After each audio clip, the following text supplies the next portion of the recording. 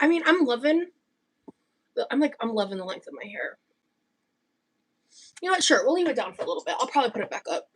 But I have no idea if anyone's going to show up to this live. I've had fun doing random late night lives in the past. But, like, I need to clean my kitchen, and my sleep schedule's been fucking wackadoo. So, here we are. Even if I'm just yapping to myself, I just want to be live while I do this. So, let me see.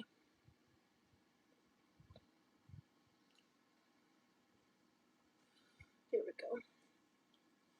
Yeah, I just wanted to be live for a little bit. It's always fun, though, to do, like, a late night live and have, like, a completely different crowd. Hey, G-Bree! Or, like, a lot of people who can't normally be here at, my regular times and stuff. But, hello, everyone. That's rolling in. Happy to have you here. The dishes are fucking cray. Yeah, I'm in the same time zone as you, girly pop. Listen. Yeah, me either. Well, I did sleep. I fell asleep around 10 p.m. because I was exhausted, bro. Excuse me. I was exhausted. But I really want to get this stuff done, and I wanted to be live yesterday. Hey, Osmerican. I'm jealous. Purple looks so good on you. Thank you. It's my favorite color, but I can't pull it off, so I decorate with it. Well, that's awesome that you're able to decorate with it. Hey, Clarissa. I've never caught a live before. I've been binging your videos all day. Well, thank you. See? Yeah, and No Limit. Hello, I'm good. Thank you for being here. That's what I was saying. Like, I love doing these random lives sometimes.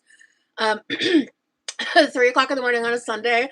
Most people are sleeping right now in these time zones, but they're, you know, I wanted to do this live yesterday, but I've been really struggling with my sleep. I thought that I was getting more out of the hypomanic stuff. I thought than I actually am, which is, you know, lame, but I'm less symptomatic than I was, which is why I thought I was like doing a lot better.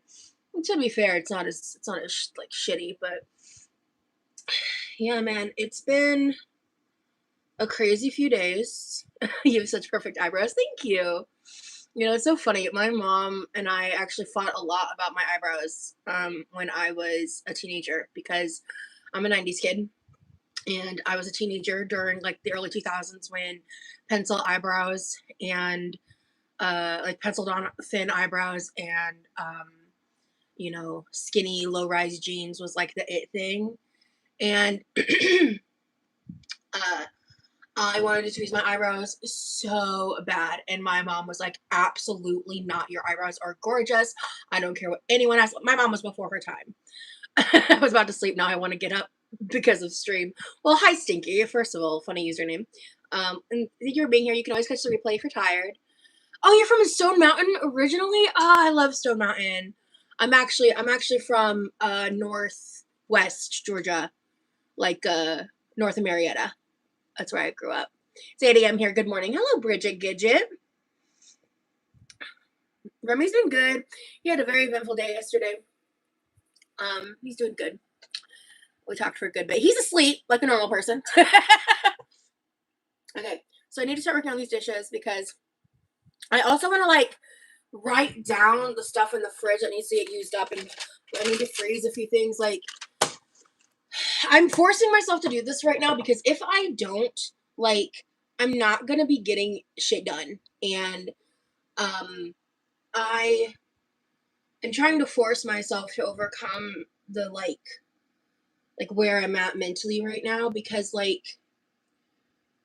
stress, whether it's good or bad, just has a certain effect on me.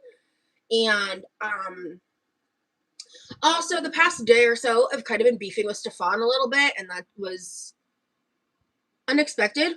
Not as unexpected as it should have been, but I think some of the stories have already expired, but I've saved them, and pretty sure I'll be making a YouTube video about it because that man's a fucking narcissistic liar, and he's wild for it, and I have some shit I want to say.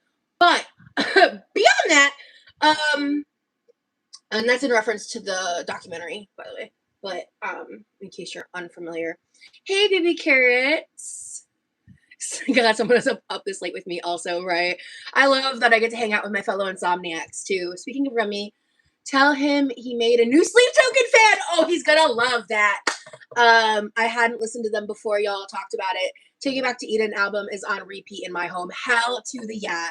So my favorites are Fall For Me, Telomere, Provider. I love Damocles. How do you say it? I always fuck it up. Gethsemane. I love that one. Oh god, I love so many of their songs. I love I got him into Give. Uh I love Give. Oh, so many songs. That's just off the top of my head. There's more. I honestly I listened to most of their discography. That's so because it's like I had 2 of their songs on my playlist when I met him. I just never did a deep dive until we started like talking. And I'm so glad that I did because Subtoken is now my favorite band. Like I feel I wouldn't say that in the beginning because I felt like people would just be like, oh, she's just copying her boyfriend or whatever, and I'm like, no, actually, genuinely, they're my favorite band. And I wish I had taken the time to deep dive them prior to going, prior to like getting to know Remy on a deeper level. Hey, Island Goth Girl. I don't remember if I said hello to you.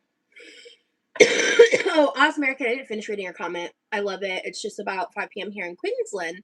It's hard for me to catch you live sometimes, but I've been in your chat a couple times. Yeah, I remember you. The fact I love that you're originally from Georgia. That's cool. You should read or listen to the book When the Body Says No by Gabor Mate. I'm not sure. It changed my life. It made me completely reassess the stress in my life and how it affects my health. Okay, T. All right, I'll screenshotted that. It's really pretty and goes hard sometimes too. I love it. Oh, the Take Me Back to Eden album? Yeah. I love, so there's some songs on I don't remember the name of the album, the one that Atlantic is on, with the blue album cover. That's where like Telomeres and Fall For Me comes from. So there's some songs on there that I love, but there's like I'm not big into Atlantic, like the first 2 songs I think. The band Sigur is also amazing. They're from Iceland. Cool. We're just talking about music right now. I'm procrastinating cleaning because that's what I do here. Hey Rosie, how do you feel about people posting more about you and what emotions does that bring you? It could be more money for you, but I can see it being bad at the same time. Yeah, I mean, the better part of it is I am not really absorbing the nastiness. I briefly skimmed the comments when it first came out, like the trailer, but I haven't looked since. I'm not doing that to myself. I've been keeping some tabs on like certain subreddits, specifically because I'm trying to like see what's going on with Fuckface McGee. He's just fucking annoying. But other than that, I'm just kind of like, you know, like it's more about the documentary than me, to be fair. But yeah, other than that, yeah, I mean, it's bringing more traffic because like I got a DM on TikTok today. Actually, I've got a couple DMs about this person.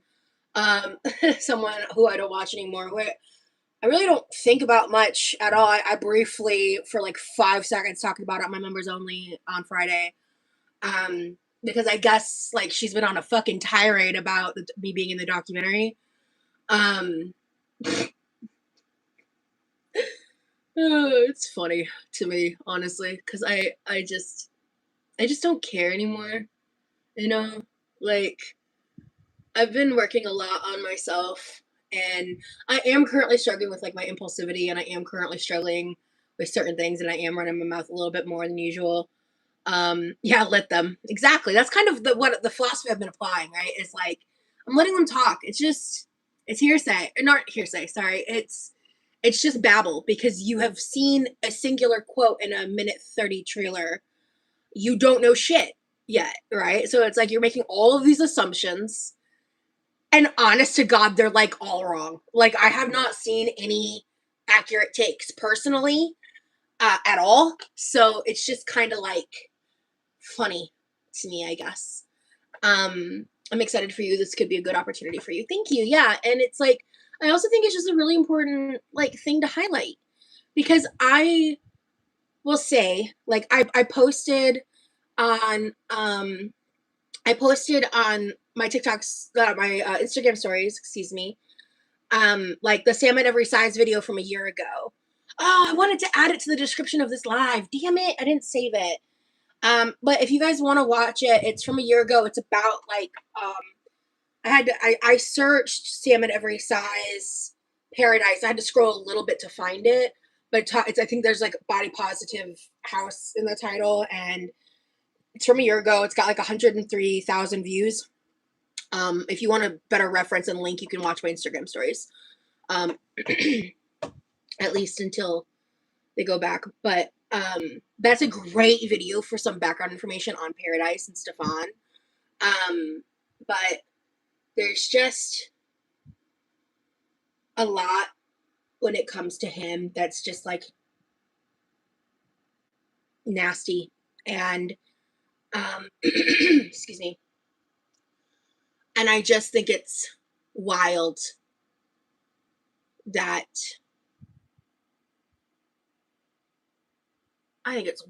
people support him. I think it's crazy. Like, I honestly think a lot of it is they just don't know the full scope. But I mean, hey, James Charles has fans, right? So what can you do? All right, Rosie, get it together. All right, we're putting hair up. We're starting to clean. I'm yapping, but yeah, there is a lot of craziness happening, Nebby. It's just crazy because, like I said, on members only. I was like kind of joking around. I was just like, let me be petty for just a second. But do you know why Zia was unhappy with the documentary? I don't know specifically why. No. I don't know what her exact involvement is. I know that I know what she said publicly is that she feels betrayed and tricked, and that she was told one thing versus what she saw in the trailer. Obviously, I have no insight on that. I'm not involved to that level at all. But like I said, I don't remember if I said it in my last public live or in my members only live, but I do not feel. Oh yeah, no, I think I said it publicly. I don't feel like it's my place to tell her how she should or shouldn't feel. You know what I mean? Like, if she's upset, I think that's her right. Like, she has her own participation. Yeah, I barely slept, girl. Like, she has her own participation in it and her own experience, and however she feels about that. You know, I've followed Zio for a long time, like well before her medical emergency. That, like, you know, with how she's been learning how to walk again and trying to regain use of her arm. Yeah, I did. I responded to that in my Instagram stories. I think some of the stories have expired. I just said earlier I'm planning on making a full video with all of it and giving a little more context and insight to certain parts of it. I feel like it's better for me to do that in a pre-recorded video than on a live, to be honest. Thank you to whoever sent the gems. Yes, love and insomnia live. Okay, Rosie, clean, clean and yap, clean and yap, clean and yap. You can do both. You can do both. Okay. Let me heat this up. I'm so annoyed. Members only. I made bao buns and the new bamboo steamer that I have, and I fucked it up really good. And then I set aside the soup in the bowl to eat later, and then due to my own stupidity, among other things, I never did anything with it, so it's just sitting here and I have to throw it away now. There was like a leftover at the end. I didn't even fucking finish it, but whatever. I have a genuine question. Not on a live. I didn't reach out to Stefan. He reached out to me. I shared the screenshots, babe.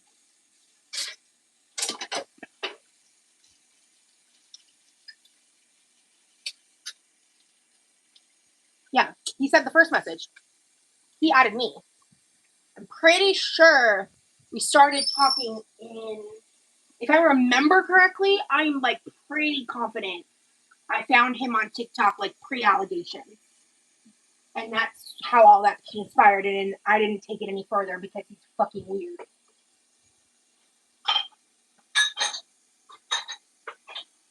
I did express interest in potentially going to Vegas. At that time, it was 2020, 6 years ago.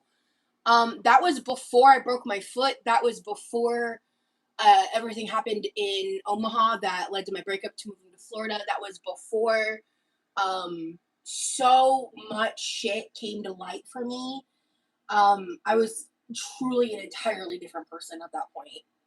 So,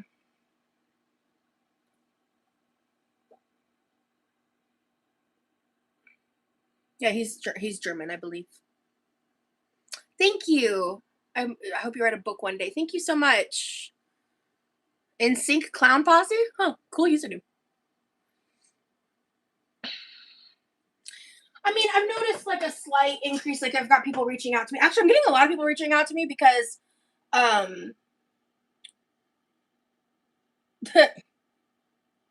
because FB is like fucking fuming, I guess. I don't know. All I saw was when she first started talking shit, someone came to me and was like, she's like calling you idiot. I was like, what the fuck did I do? And I go and I look because I got nosy.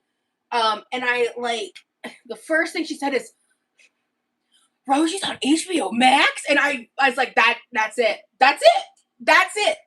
That explains it all. Everything after that, noise. So, anyway.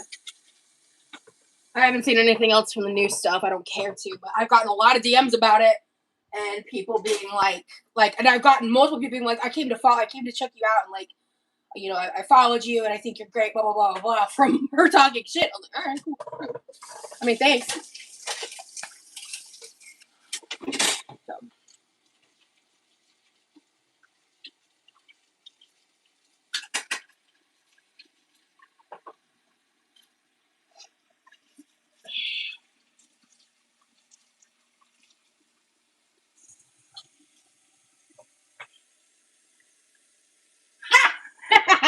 Hold on.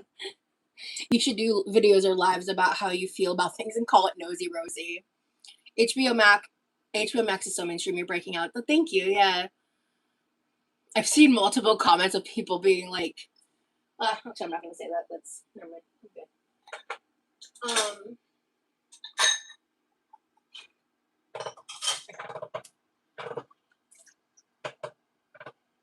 Actually, I think, because, yeah, it's just interesting. Like, so how everything's been playing out, and it's like only been a couple days, and it's like, just watch the fucking documentary, and then like why is I mean, I guess it's just the nature of the world, the nature of social media. Oh, thank you. It's actually a dress. It's a purple and white tie-dye dress. It's not new. It's actually very old. I don't wear it super often because, like, I mean, actually, the fit of my sleeves feels a little better right now. That's good. The top part of this is a little, like, the way it fits me, sensory-wise, is not my favorite. I wouldn't say I'm famous at all. But that's been like, a lot of people have been like saying that to me. I don't know if that's like being memed somewhere or something, but gotcha, Ebony. Yeah. I gotta throw this away. I'm just gonna throw this container away. Ugh. Yeah. We just gonna chuck this. Hi, Ollie Wally. Pass this out. This is an example of an ADHD text. This is just like the scraps of. Used my mom's wonton soup as the base, and I added ramen, water, one chicken ramen broth or ramen seasoning packet, a little bit of fresh ginger. Oh, and I poached a couple eggs in it. And then my brother and I each had a bowl, and this is what was left from both of our bowls because neither of us finished it because we also had the bao buns. So it was kind of like a Asian hodgepodge soup, honestly. I was about to go to bed, but checking YouTube, and I never clicked on the live stream so fast. Oh, thank you, Allie. I'm not, no, even if I was allowed to, I wouldn't, Kelly, because I want you guys to watch it. I don't want to spoil it. It's not coming out for 3 weeks. You know what I mean? Like, I don't want to talk about everything before it happens, you know? I want to see it, too, because, like, who knows what's going to be included. So, yeah, I fucked up the bao buns. It was my first time ever using that bamboo steamer. It was so funny. My friend who got me the bamboo steamer watched the stream, and the next morning she texted me and laughed and was like, I just finished watching your stream, and girl, I just sent you the parchment paper inserts for the bamboo steamer, and I was laughing because I was like, I thought that the attached parchment papers, on the bottom of the bao buns that like come with it would be enough. In fact, it was not. And I struggled, but they were edible. They were just kind of fugly. So okay, we'll see.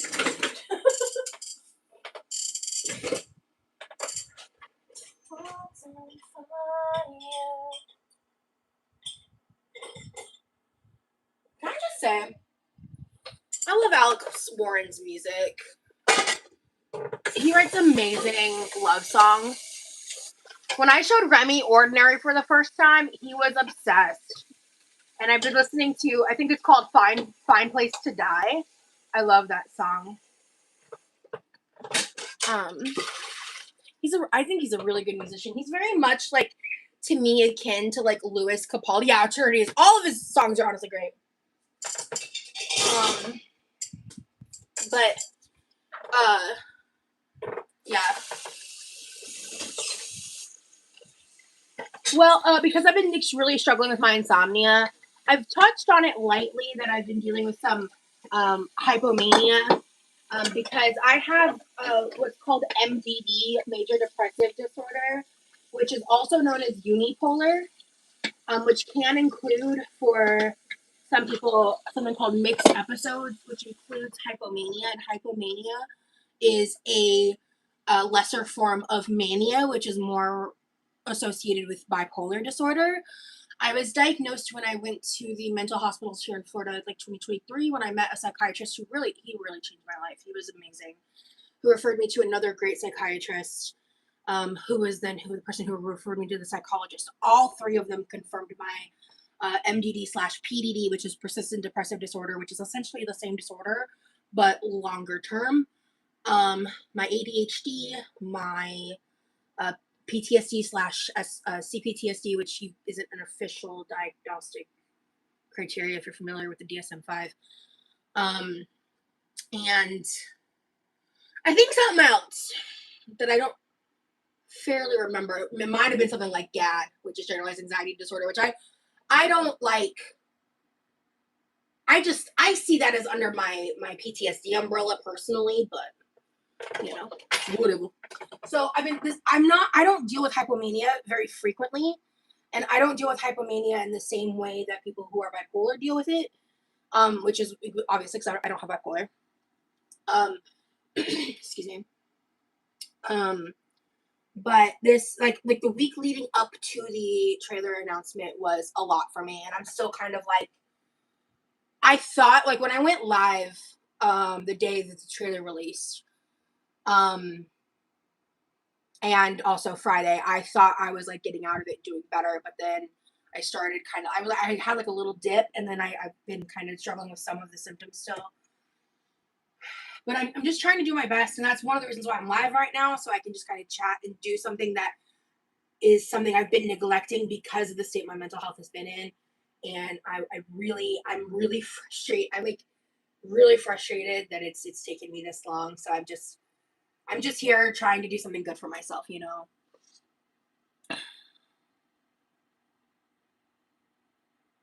I don't know what that is, Kelly. Hold on. Oh, POTS. Oh, okay. Oh, I didn't know that was I don't know if I've ever heard the full name for POTS. Hold on, let me scroll back up. I have never said I had POTS. I did say PTSD, but no, I don't have POTS diagnosed.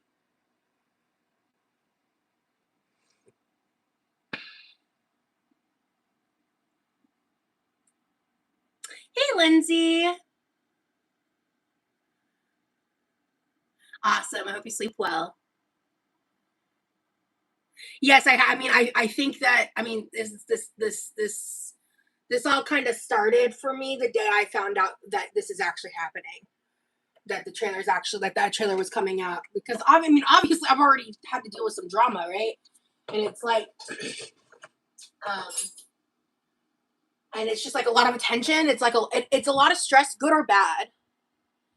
I think everyone is so overdiagnosed. Just live.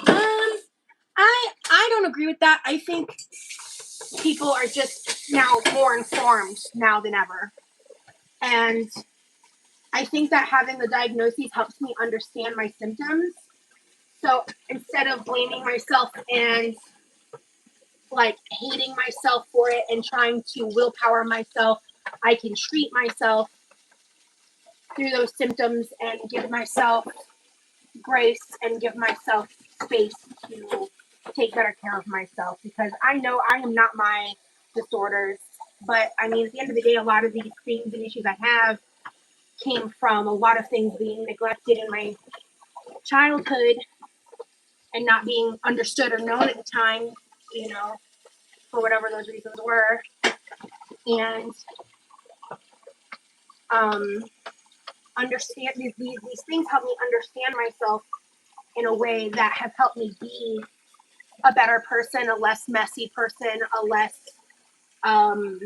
unhealed version of myself, which is kind of, how I've landed in myself in a lot of drama in the past and landed myself in a lot of painful situations that maybe a more healed version of myself wouldn't have gotten into to begin with, But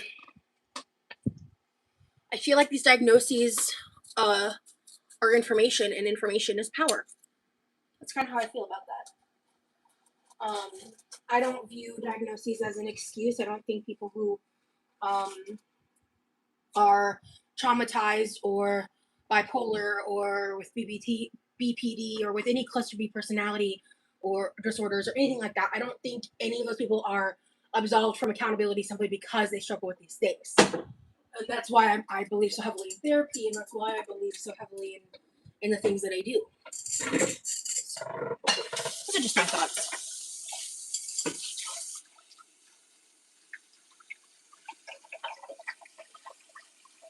Okay, this is not too hard to clean. I'm cleaning the layer of the bamboo steamer that I had some stuck on bow bun on, and it's coming pretty easy. My brother tried them, and he was like, where'd you get these? And I told him, and I was like, they're $10. And I was like, he's like, okay, so I think $100 should be good. And I was like, fine. Lord. I get it, they're delicious, but bro. I love him. Honestly though, I get it. Those shits were delicious. Speaking of CBTSD, insomnia lives are very, very grounding to me. Well, okay. I really appreciate you giving me that feedback. I won't get into how and stuff, but they are, and I appreciate this a lot. Thanks for doing this. I'm going to remember that. It's been a while since I've done one. Thank you. That warms my heart. Maybe it just seems that what's their life focus becomes just my opinion. And you are totally entitled to your opinion.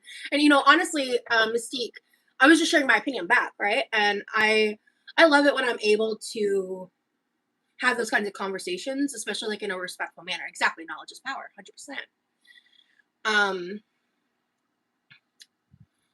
I think having a diagnosis makes people feel better in some ways too. Yeah, it made me feel like, because I grew up feeling like I was like in a constant state of being gaslit. And I didn't understand that until my adulthood. And it was just because, like, I knew something was wrong. But everyone was telling me I was fine. And that I was the problem. And that just wasn't true. Because I was a child. You know? But that's what therapy is for. To help heal those things and try to move on. And I am still struggling with, like, certain aspects that unfortunately are visible on me physically, right? So, sorry, I went to the bathroom. What did they say you were wrong about? Oh, just like, what I mean by that is, like, I was not diagnosed with PTSD until I was 23. My ADHD was not diagnosed properly or handled properly. I was misdiagnosed as bipolar at 16 by, I think, like, a general practitioner, which is wild. Um, uh, and that didn't get corrected until 2023. And then there's the whole me believing and, well, me knowing that I'm undiagnosed autistic, and that aspect of my childhood that I had to come to grips with back in 2020, 2021, and that I've been working on over the years, and coming to grips with that has helped me become a better version of myself. I've not been diagnosed. I just said that. Oh, you send me, like, a lot of hate. Yeah, you follow me on Instagram. Yeah, I recognize your username. Yeah, you can just go, actually. Deuces. But yeah, so because I don't have access to getting a diagnosis, so I need to see a specialist. So, and I don't have that right now. But yeah, so anyway, I've never, and that's the thing is, I was trying to not bring that point up for that reason, because the invalidation is crazy. But anyway,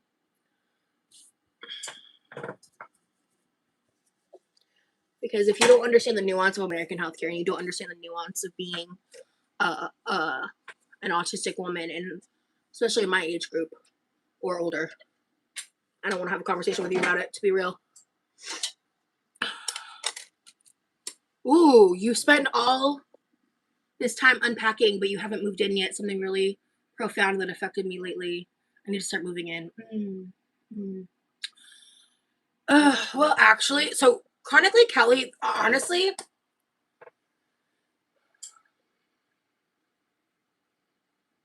I feel like I've talked about this in the past. This is a really sensitive subject. Do I want to get into this on that?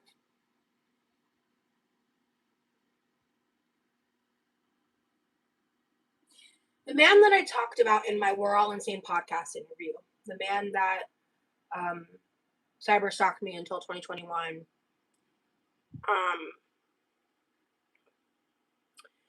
he profiled me as being autistic before I was aware that I was autistic.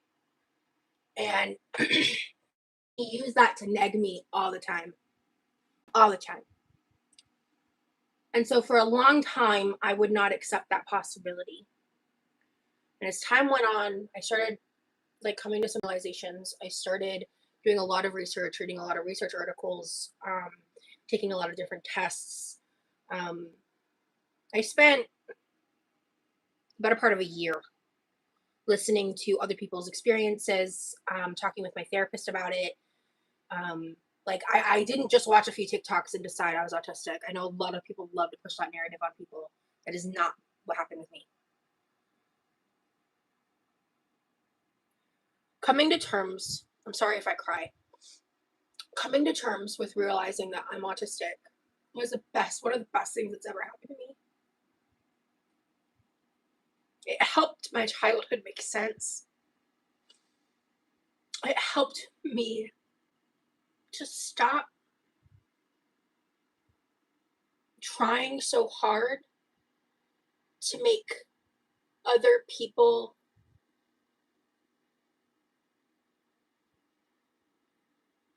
happy, to make other people see me in certain ways. It made me realize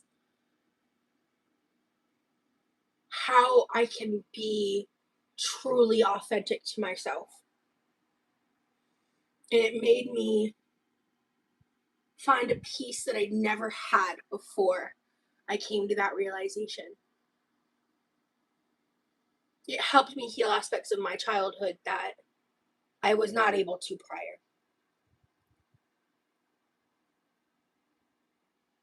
This is not something I'm lying about for attention. This is not something that I take lightly at all. And in hindsight, I regret making the vlogs that I did about it, simply because of how weaponized it is against me. Because it is sensitive to me. And in a way, it saved me. And it was really difficult for me to come to terms with, because I had childhood trauma on that topic I had to unpack that I'm not getting into online. And I had the trauma around the man who was so fucking evil to me.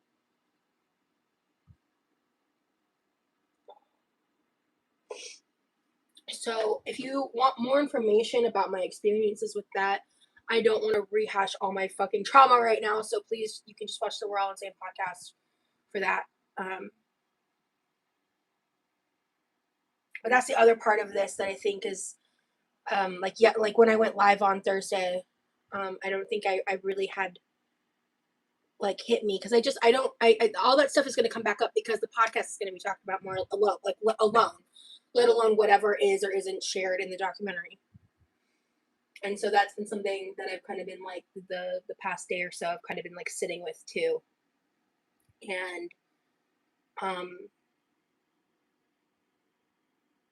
my experiences with those people and all of that were honest, and I know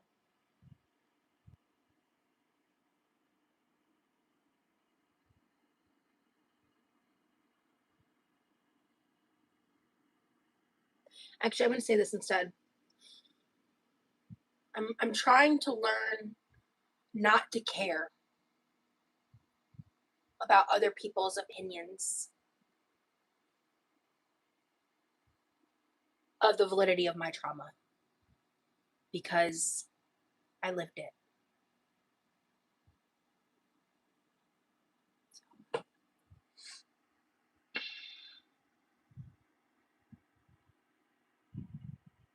You're fine. You said here, hey, Gabby, hello. I'm a newer follower, and you're good. You're good on that.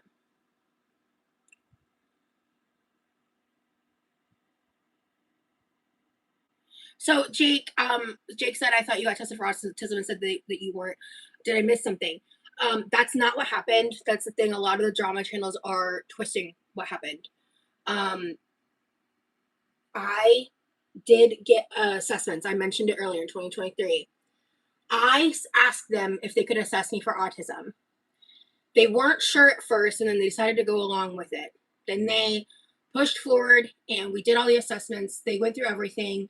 The main point of my referral was for the mental health stuff, the MDD, all that stuff. But I pushed for the autism. I wanted to also get assessed for dyslexia and other stuff, but that would cost an additional $800, and I wasn't able to access that. When I got the results back, what she said to me, and this is something that many autistic people experience when they don't see the right type of psychologist. And this was something I wasn't able to do the research and find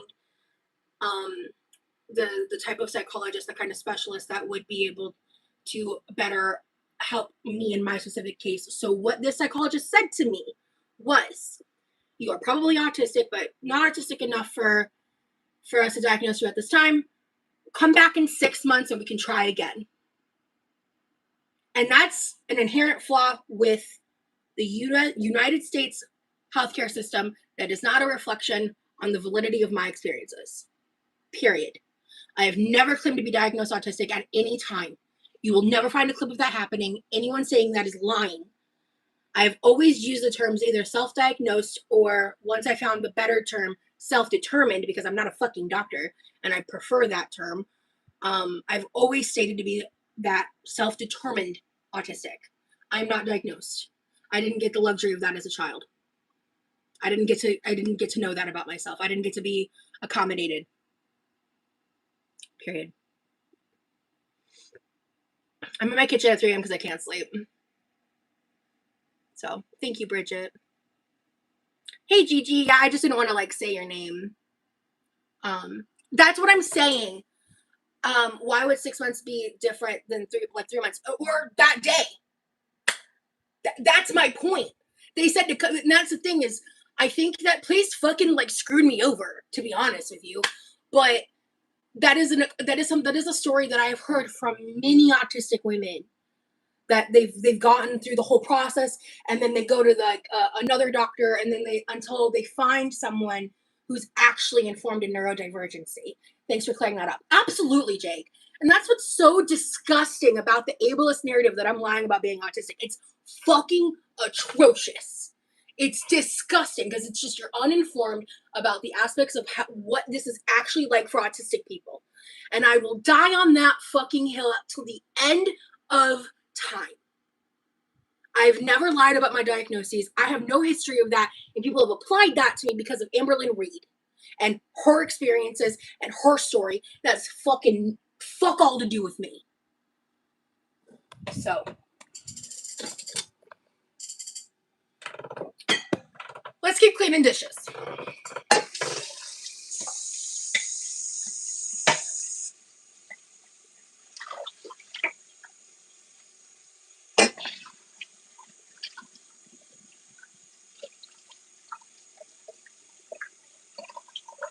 I have been in and out of therapy since I was 10 years old.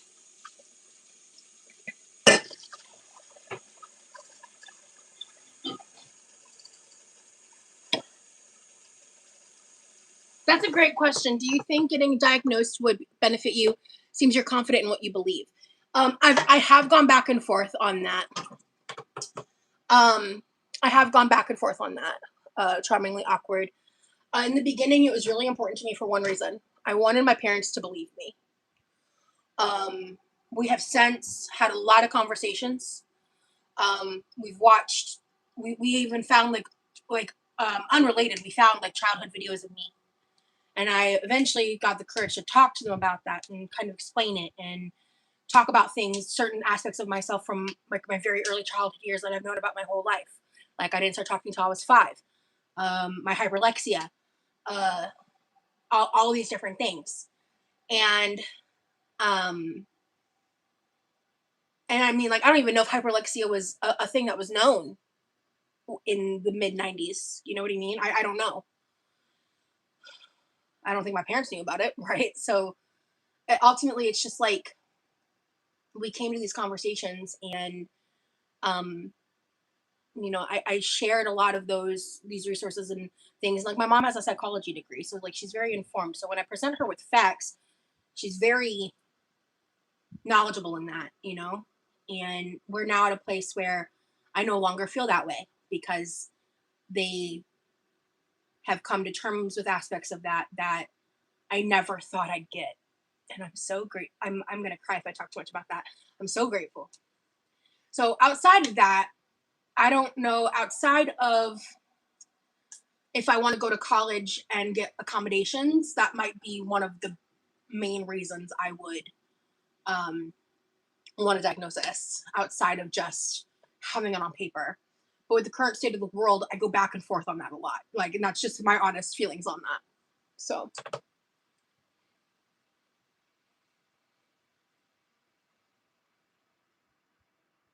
Yeah, it's BS. They correlate you and Amberlynn. I looked it up because I was curious. It's just showing what it says. I don't know, but it says due to high demand for assessments, basically allowing others a turn to allow for developmental changes and prevent fatigue. Yeah. Oh, let me grab the book. Hold on. I got that term from a book.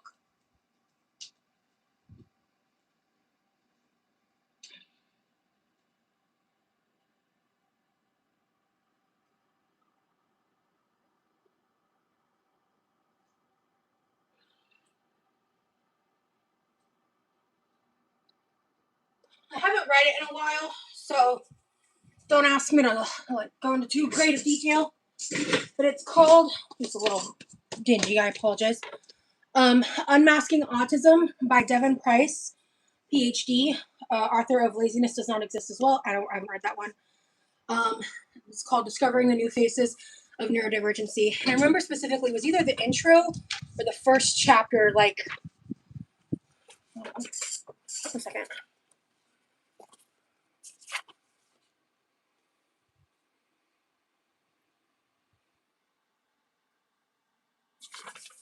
Yeah, I think it's the intro.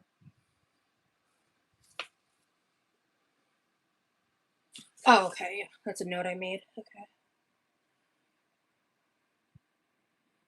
Yeah, so basically I was highlighting the things I related to. The experiences I had also experienced. The feelings I had also experienced. The things that aligned with me.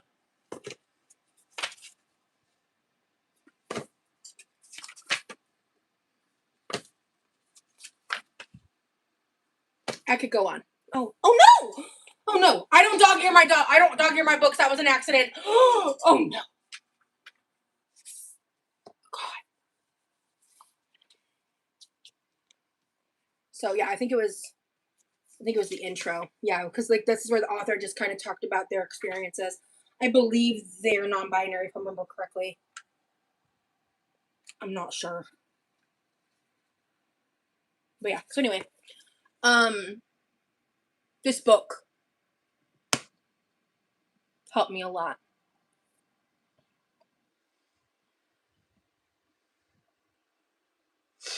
So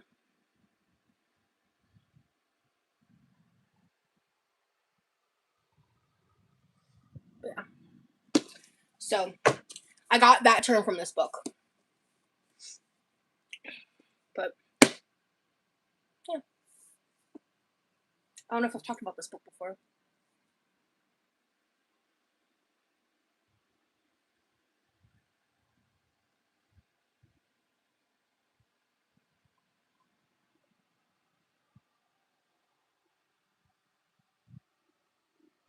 Nothing like a good angry cleaning session, and I'm not joking. Anger should be expressed in a healthy way, because if not, it gets stuck in the body.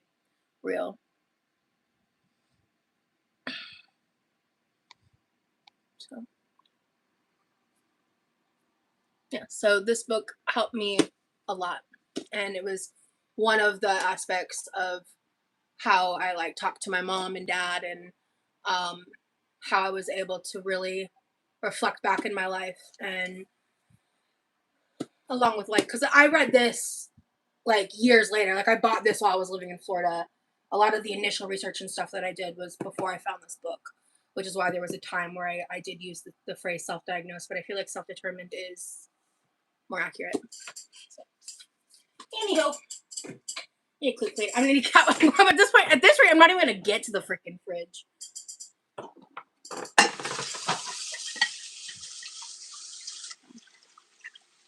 At the end of the day, people are gonna be ableist and nasty, and I've just accepted that.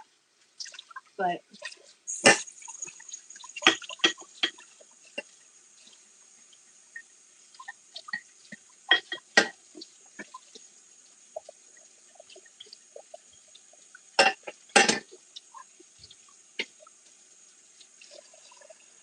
I am still cleaning the kitchen because I hate doing the dishes.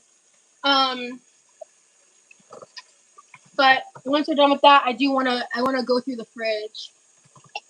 They're no longer up. They didn't make the demonetization gate. I deleted like everything health related.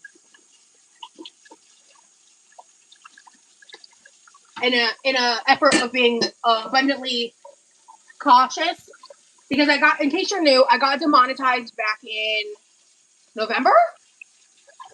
It was either late October or November. I honestly don't remember the exact date right now off the top of my head. And it was related to the fact that I used to talk about issues related to eating using certain vernacular that you're not going to catch me saying on this channel again, because we ain't doing that again. And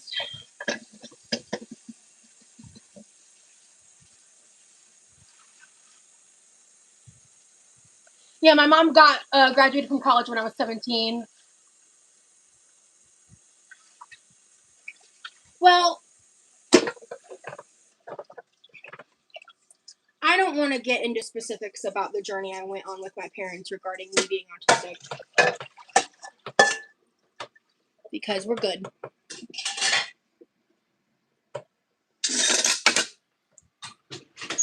And I don't air family business on the internet.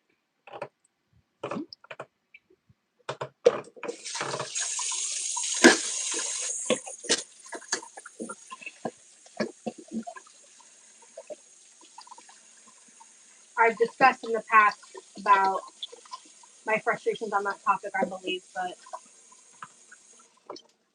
it's been resolved.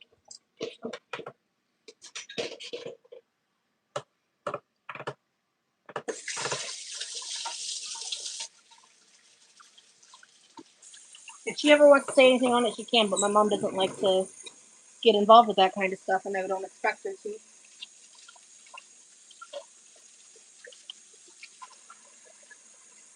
No, I did answer it, Kelly. I said it's no longer on the internet. I had to remove it because I was demonetized. That's what I was just talking about. When I was demonetized, I removed everything health related. That's what I was just saying. And that included the autism assessment because it was health related. And I was just, at the time, there were still a lot of unknowns regarding the whole demonetization gate that happened. And so I did that in a sense of overabundant caution. Ugh.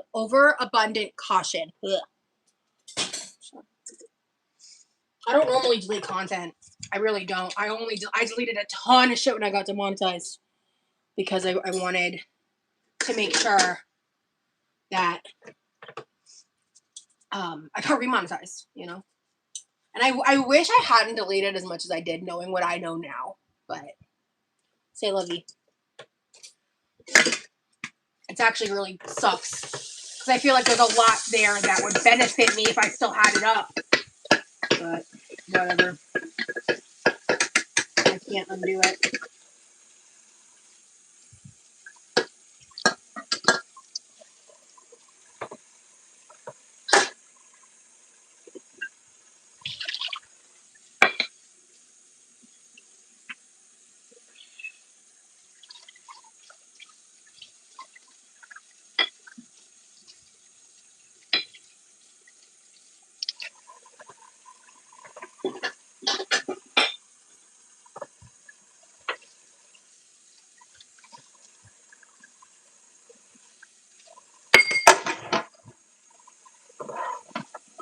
If I were to ever get tested for autism again, I may never talk about it. And if I were to talk about it, it wouldn't be talking facts. I learned my lesson.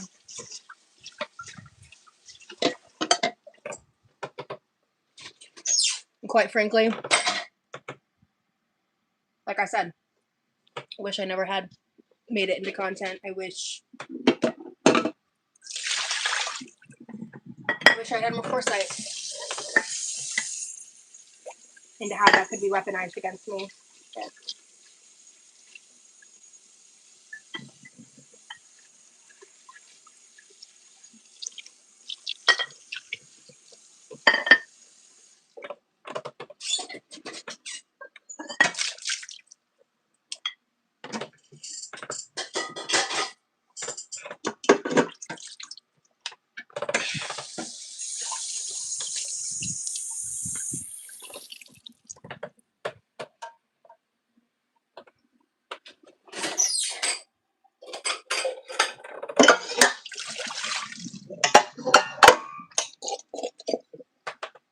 do you think I have anger issues?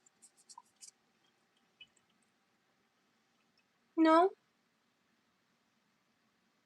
I don't think I'm not like yelling at the camera. I'm not like freaking the fuck out.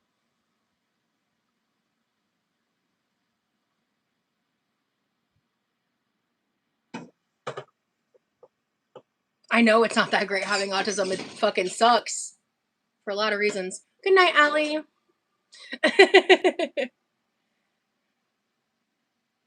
Yeah, they wanted to put me in, there was a point where I was really struggling in school, and they wanted to put me in special ed, and I remember my mom asked me about it, and I freaked out, and because I was so scared. I was scared of being bullied harder, so they never did. And I still struggled, and that's why I didn't graduate high school. I wasn't able to cope with the bullying, and I wasn't able to finish it. I attended high school for 4 years, and I had to get my GED.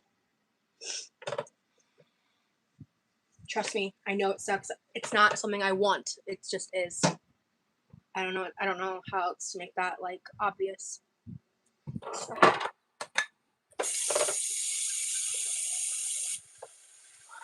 If you went to college, what would you want to study? Definitely psychology. Potentially, I do want to do more research for other options. Potentially something business related. Potentially something, it would just depend on like a lot of factors, like where I'm at in life, what my goals are in life at the time. But I went to school for 4 years. So when I dropped out, because basically what ended up happening at my specific high school, they had like this certain credit system where you could either be like a main regular diploma, um, like a regular diploma, um, and then like a tech diploma. So kind of similar to like going to tech school. So like the different types of credits you would need and stuff. It's like I vaguely remember it, but like essentially they flip flopped me like 3 or 4 times to try to help me to graduate, and I was struggling um in school because like this, at that point was when I got misdiagnosed as bipolar, because that was when I kind of like snapped and started like acting out and was had a lot of anger, until I started doing like real therapeutic work when I was 18 after I had dropped out, um with a therapist I had met when I did my first PHP program at 17. And I let me think.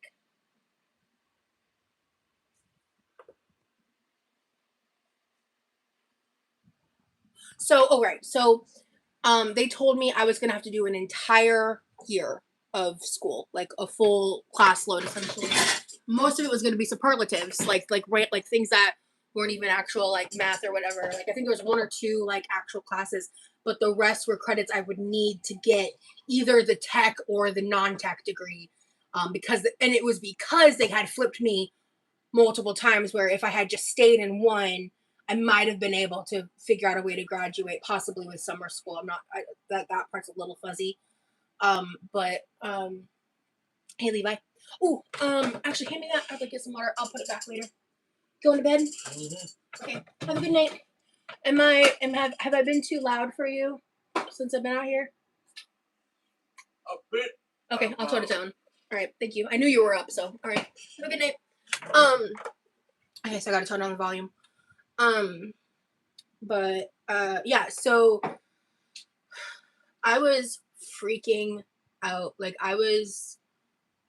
my mental state was really, like the concept that I'd have to endure another year of that place and be like a fifth year, like I wouldn't have been able to handle it. And that was like my entire life. My mom had always kind of like drilled into us like we had to graduate. It was like graduate or die basically. And then I was like expressing to her the situation and like how I felt. And she looked at me and she was like, like you can drop out. And I was like, what? What do you mean? What do you mean? And like the second she gave me like like basically the permission, like that it was okay. Um, I went, in Georgia, you were able to pre-test for a GED. And that would qualify basically to waive it was like a $90 fee. So I did the pre-test work. And they like you had to do, it was like an hour requirement. So they gave me a bunch of work. I finished it. And then they gave me more work. I finished that and I still hadn't hit 40 hours. And they were just like, yeah, so we don't have anything else to give you. So we'll just like pass you. And I was like, okay, cool. And I mean, I passed it first try. Like, honestly, I remember being surprised at how easy the GED was. Because for me, it wasn't about the coursework. It was about like how much I was bullied in school and like all that stuff, which I don't talk about nearly as much as I did in like my early 20s because I'm well past it. Like I've worked through that in therapy years now, like years ago. So, and quite frankly, everything I've dealt with on the internet since is just so much worse. So, you know, like that shit was literally child's play in comparison. But, you know, it impacted me a lot as a child, obviously. But because I was a weird kid and I didn't fit in, and I struggled to socialize. I struggled to maintain friendships. Gee, doesn't that sound familiar? Um, I struggled. Um, I struggled in life, and in a lot of ways I still am, but I guess in different ways. Anywho, I was not planning on getting this deep on this live tonight, but here we are. Because all this stuff is stuff I've talked about before, you know, like none of this is new. I'm sure it's new to people who haven't seen a lot of my older, you know, content and stuff, but or followed me on Instagram years ago when I used to overshare all the time. And I mean, let's be real, at this point, this stream has some oversharing in it. You know what I mean? But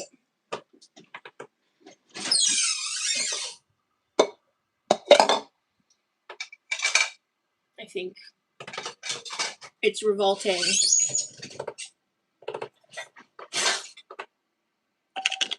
how I'm treated on that topic regarding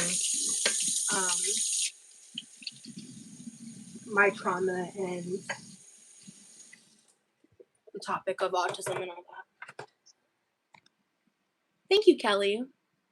Yeah, I still really do the dishes. Well, for one, my size, like let's keep it 100. I fractured my metatarsal in one foot in 2021, and I've struggled with my knee on my left leg, and my left leg I also have plantar fasciitis pain. I do have mobility issues. I stream for hours and hours at a time. I want to be able to talk and chill and not be like worried about being out of breath and stuff. But, you know, like, yeah, like it's comfortable. I also struggle with fatigue, and if I overexert myself, I can put myself into a pain flare with the nerve pain issues that I deal with and stuff. And so it's a preventative measure as well. Yeah. Yeah.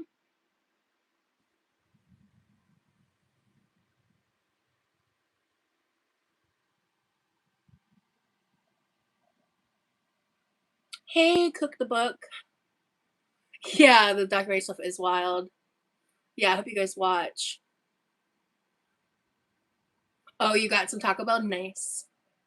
Yeah, I did get medicated. That they put me on Saffris actually. So my mom, I think my mom, I don't think I was in like a clinical trial. You have a lot of struggles. Yeah, I do. I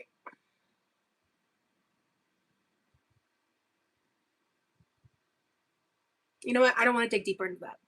I don't want to cry. But yeah, I do. And I have had a lot of struggles that I no longer have. Actually, I think at this point in my life, I have some things that are newer struggles, right? And I talk about those, but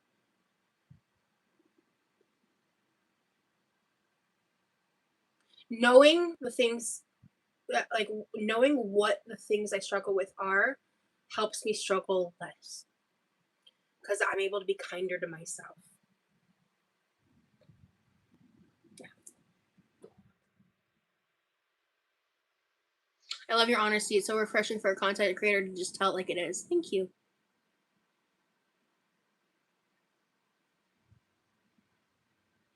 I don't have room for my knees though when I'm sitting by the sink or stove. Yeah, I kind of like, I don't know. I don't know how to word it, but I have to like I sit a certain way to help with that.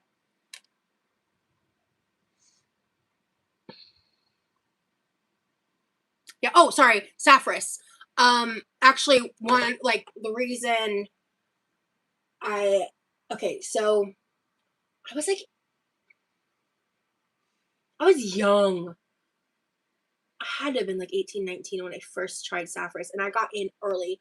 I don't want to necessarily, I think it was like right after clinical trials, like when it was brand spanking new. And my mom had connections with a place she was working at, and got me in early on because with the diagnoses I had at the time, they thought it would be a really good medication for me.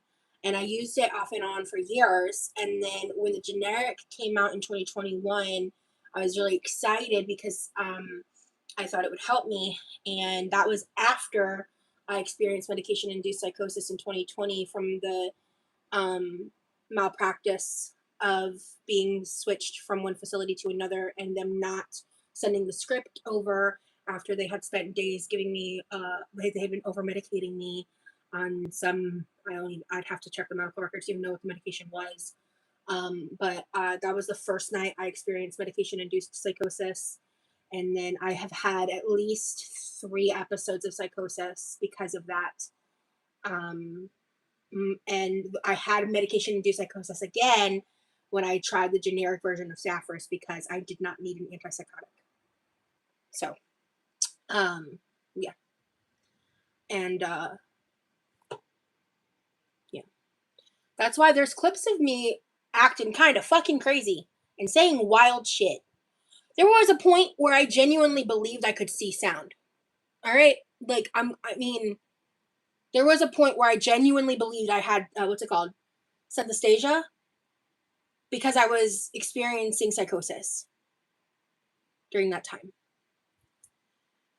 And psychosis is terrifying.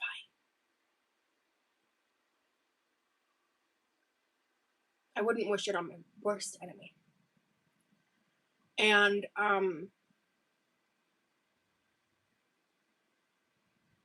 that's why, like, when there are a lot of clips of me that are older, that, like, if I were to see them, I could tell you around the time they happen. I could provide more context, but it's great ammunition for people that hate me to use against me, to paint narratives against me, because they're exploiting the fact that mentally ill people can be inconsistent depending on their mental state. And that's just the fact of it.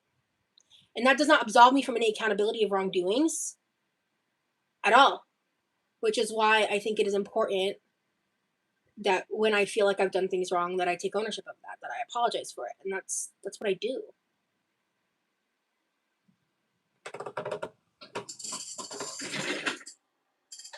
Did I not bring my water glass out here? Oh, I left it on the dining table. Let me...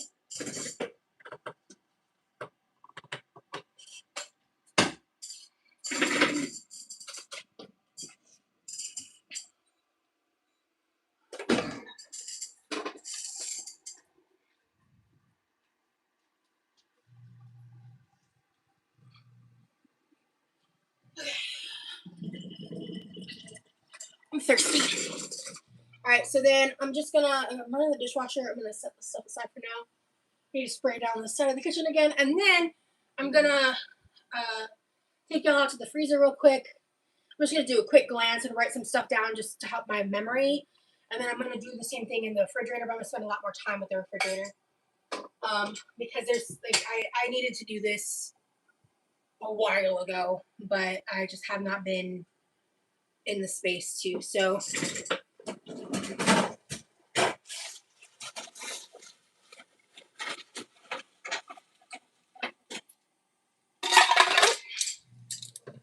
hey, BT Dubs. Oh my God, Nicolette. Yeah, psychosis is terrifying.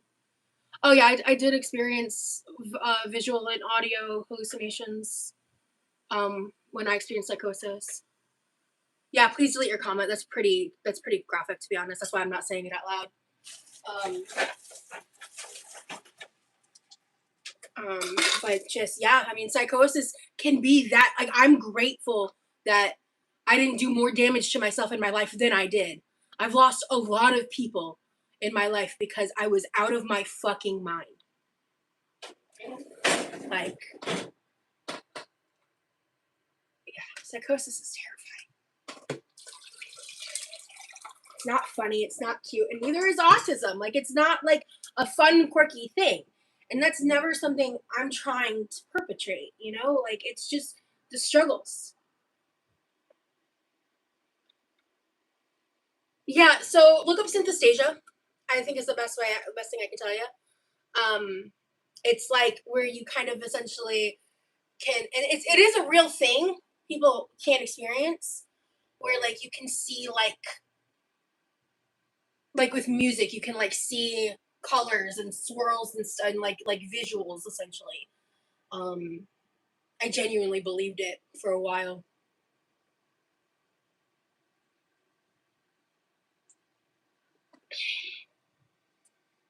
Yeah, I agree, BT Dubs, absolutely. So,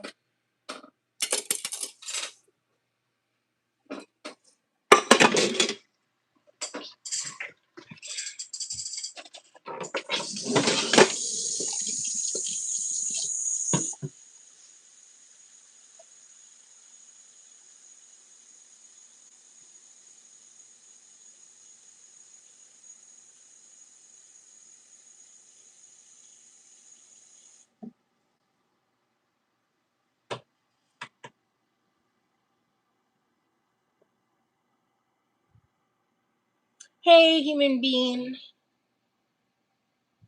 Good. Yeah. That's one of the reasons why I like THC, because it not only helps with my pain, but it does help with my mental health. I am careful with THC though, because I feel like if I do it, because I haven't done it in like at least a couple days.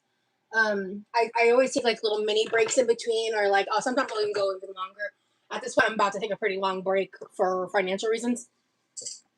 But I have a little bit of backup for like if I'm in a pain flare. But other than that, it is what it is. But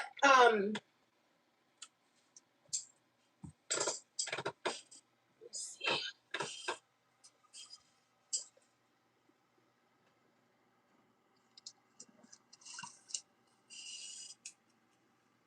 I'm doing this to help my memory, because I forget what I have sometimes, and I just get overwhelmed easily depending on my mental state some days. So I just want to have something I can like easily look at and reference. And once I get this a little more squared away, I'm gonna I still haven't dealt with my room, and ugh, that is just, it's hard to deal with that stuff, especially when you're still actively kind of in a wonky space. Um, so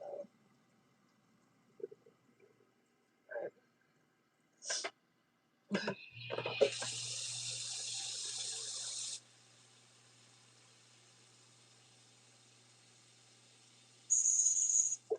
So I know we got the pizza rolls out there in the freezer. I'm pretty sure we got the chicken nuggets. I'm just gonna write those down.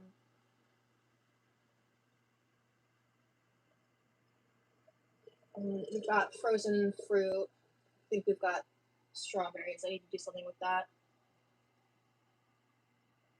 I could make more compote or something. I don't know. Yeah, definitely, Nicolette. Okay. Water is watering. Um, the Pomodoro method of doing things. No, what's that? Never heard of it. Pomodoro. Well, why'd you remove your comment? That's weird.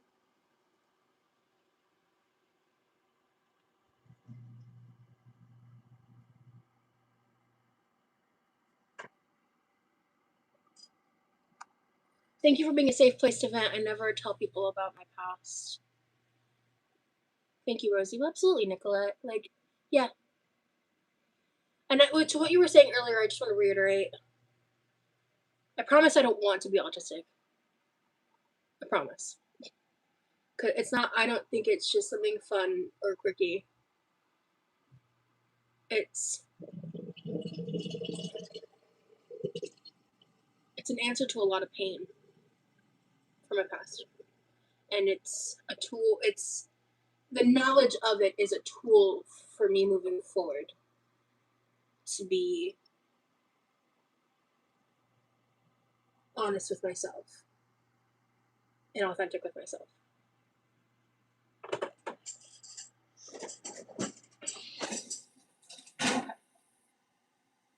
So, alright, I'm just gonna show y'all real quick. Yeah, I know you do, but I wanted to, with what you said earlier, I wanted to communicate my perspective on that to you. I'm gonna show you guys this real quick. Oh my god, we still have these fucking popsicles? I'm gonna ask Levi if he wants those because I don't want them. So this is kind of a mess. Don't mind that, but we've got, oh, my mom never ate that Edward's pie. So there's just like random shit in here. I'm about to inventory a little bit. All right. Oh, hello. What am I doing? Okay. I'm not done cleaning yet either. I'm just done with the dishes. Okay. So we got the shredded hash browns for. I'm gonna be making my mom's hash brown casserole, which actually I just found out recently is different family members like family recipe. But okay, so we got the shredded hash browns. So I'll save that pie for a rainy day. That's like my brother's favorite pie too. Shredded hash browns. Edward's turtle pie. So I'll have a little bit of it, but he'll honestly probably have the majority of it. It's delicious though. If you've never had it, it's a great like frozen cream pie. It's really good. I prefer it defrosted. I guess some people eat it frozen, but I prefer it defrosted.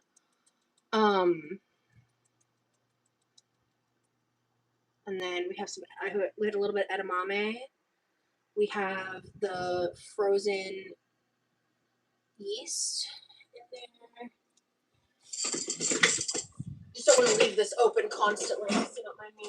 Oh, this is my brother's mozzarella bites. Oh, I've got blueberries. And what is this? Is this me? It's not written on, so I think this is my frozen burrito. I'm like actually pretty confident this is mine. Smoky Mountain Fudge ice cream that's been in here since my parents' last trip. So this is gonna get thrown away. I hate chocolate ice cream. I know, hot take. Like I genuinely hate it. Oh, we have rotisserie chicken, breast and thigh. Rotisserie chicken, breast and thigh. Yeah.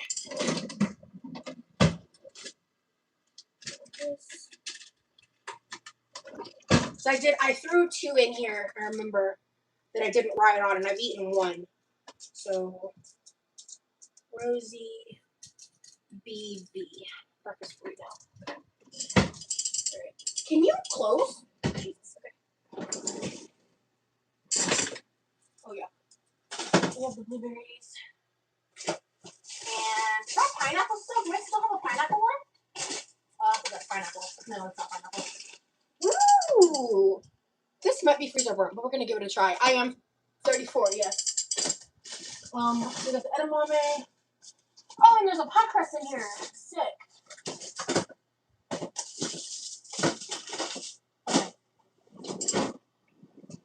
Okay, so right. I'm getting distracted. Okay. Pie crust and blueberries. Okay. Strawberries and blueberries, pie crust.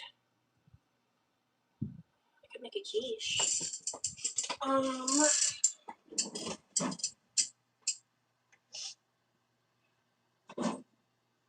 I still have them. We have 1 cauliflower rice and 1 cauliflower mash.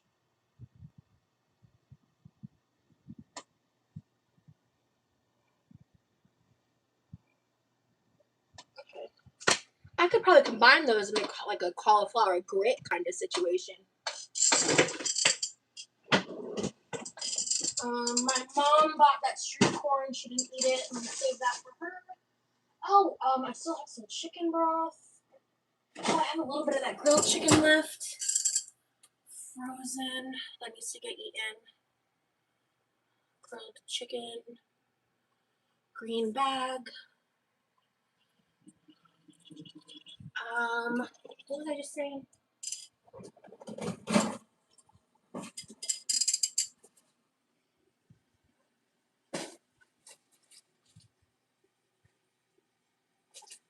Oh, chicken broth, yeah. What is this? Oh, this is fresh ginger. I'm not eating the smoked salmon that's in there. I need to ask my mom about the smoked salmon if that should get thrown out. Because I think it was my spot for my dad like forever ago. Oh, chicken broth.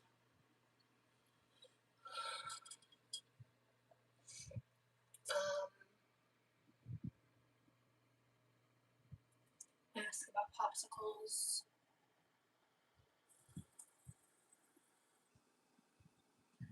I'm just gonna wait for this ice cream to defrost. Oh wait, this ice cream's not expired. Really? Oh, it's freezer burnt. Okay. I'll just. I should wait for it to melt, right? And then just like, but it's chunky. I guess I could do garbage disposal. I don't know. I'll figure that out later. About popsicles and salmon. Oh, hey, yeah, I was born November of '91. Yeah, I hate the flavor of chocolate ice cream. Like, it's just, ugh. Like, truly, I won't eat it. Yes, to throwing out the salmon and ice cream. Thanks, Mom.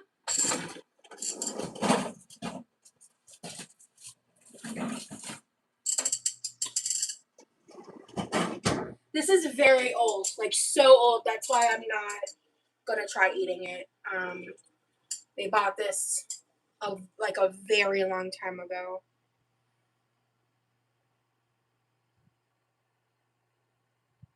It's just been like sitting in the freezer. And, oh, it's got horseradish. That's why I haven't touched it. It doesn't have an expiration date, surprisingly. I will say the bottom here, like this is not an expiration date.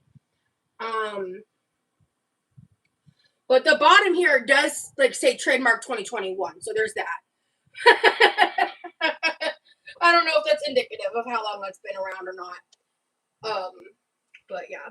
Salmon is over 3 years old. Yeah, that's gotta go. I just never touched it because I knew it was meant for my dad, so I never purged it. Okay. I still have those frozen shredded veggies that I need to experiment with. Frozen shredded veggies. I want to try turning that into something. It's like got cabbage, carrots, like stuff like that, and I didn't want to waste it before I went to Texas, so I threw it in the freezer. So I just want to experiment and see if like cooking that down helps at all.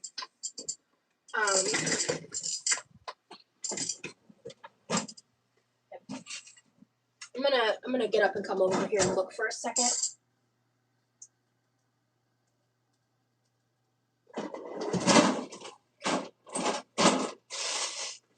Okay, we got diced ham. Oh, I still got my cheese ravioli. I have mixed veggies. Apple pie filling. Okay. Hold on. Cheese. Ravioli. Apple pie filling. I'll use that soon.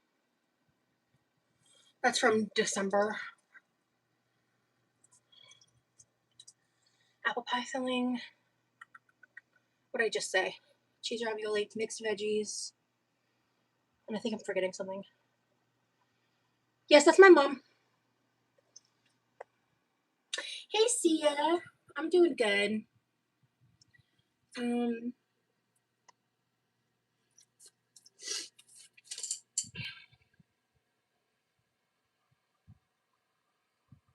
I'm pretty sure. Okay, we got butter out in the big freeze. I know that for sure. My mom bought some, and I think there's some like raw proteins out there.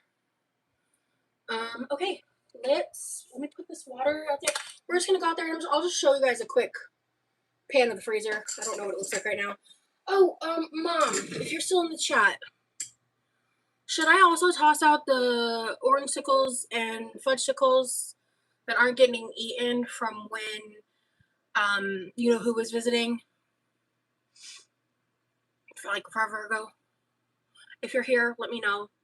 I just didn't know if you wanted me to get rid of them. And I kept them around for a while because I know, actually, I might keep them in there just because it helps with keeping the freezer colder. You know, a packed freezer is better for the regulation of the freezer temp. I can just keep them there till we buy more stuff.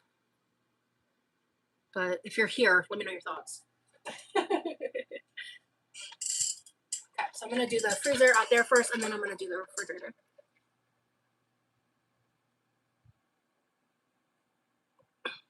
Levi said he'll eat them. Cool. Okay. All right. Let's go out to the garage real quick. Okay. Yeet.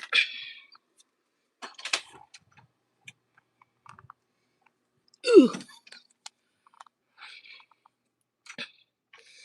Okay. All right. Oh, shit. Oh, hell yeah. I haven't been out here in a minute. Ooh, okay, yeah, we got lots of cool stuff. Okay, I already wrote down edamame. Oh, those oat cakes need to go. Okay, here we go. All right, so I told y'all I haven't even opened them yet. Oh, we have another big bag in here too? Hell yeah. Oh, we are low on chicken nugget supply. Cool. Okay, so that's the situation. Let me get to writing real quick. And then my mom made, is this Rosie lasagna? Oh, cool. So there's lasagna and chicken pot pie. Hell yeah. All right. Lasagna, chicken pot pie, American cheese, Moz, edamame cauliflower, meatballs. We do have just a little frozen veg. Walnuts. Ooh, Mom got more pepperoni. Cool. Oh, we also got peaches.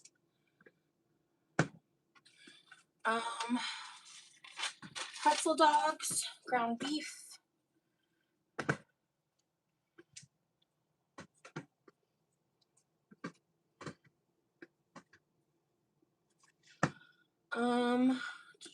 Levi's got burritos.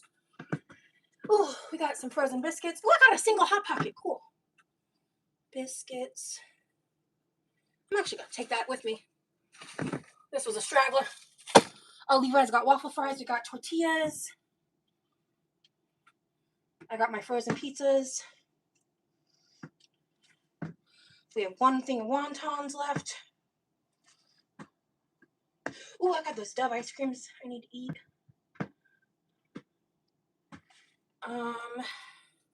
The chicken thighs. We have a lot of frozen fruit.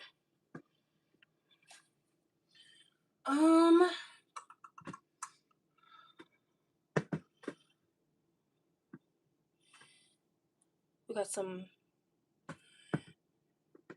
We have different hand bones and drippings saved for something. Okay. Ooh, we got pecans. 2. And bagels and bread.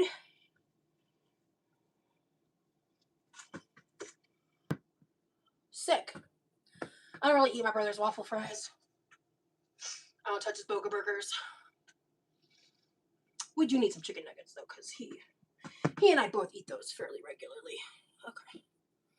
We're down to like almost none in a bag. Like not even a full serving for him. And butter. Okay, cool. All right.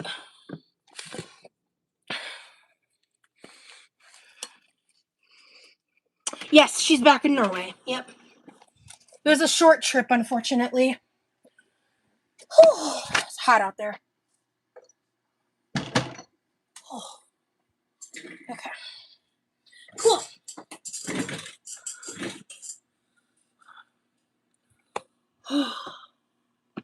That fan feels great. Lemon brownie sounds amazing, Mom. Let me catch up with the chat.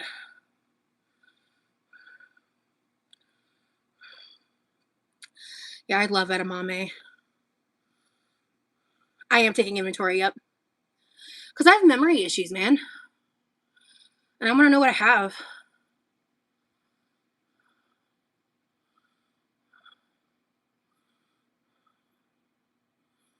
Could do what with a ham bow? Oh, I have a recipe for red beans and rice with a ham bow and a kielbasa sausage. Ooh.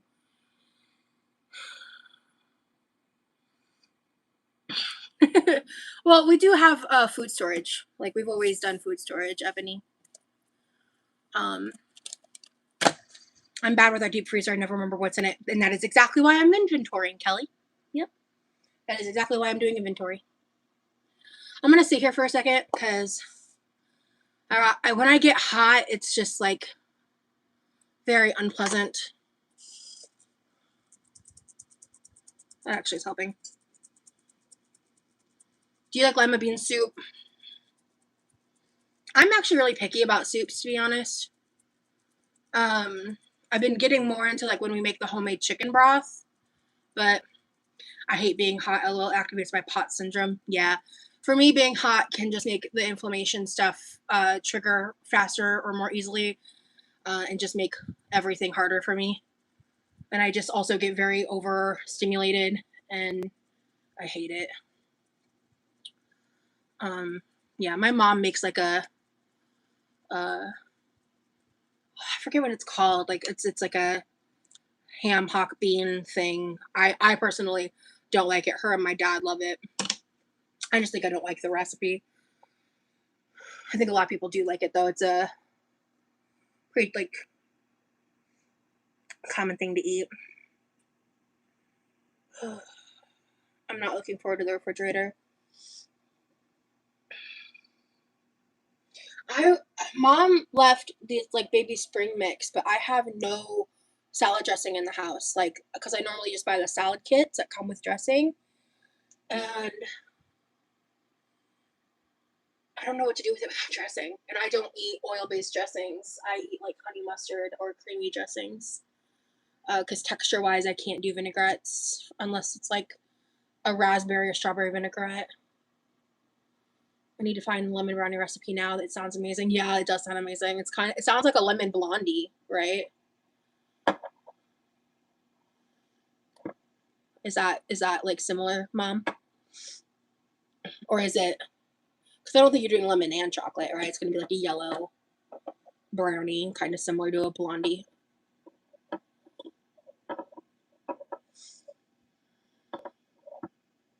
You can blend your frozen fruit with some oil and lemon juice and Italian seasoning for a few. I actually think I have Italian dressing that I bought for something I never made.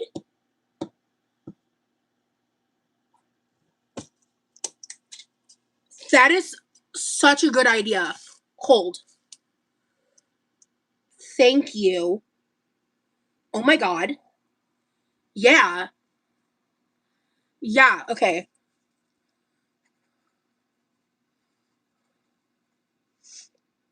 I love a strawberry vinaigrette moment.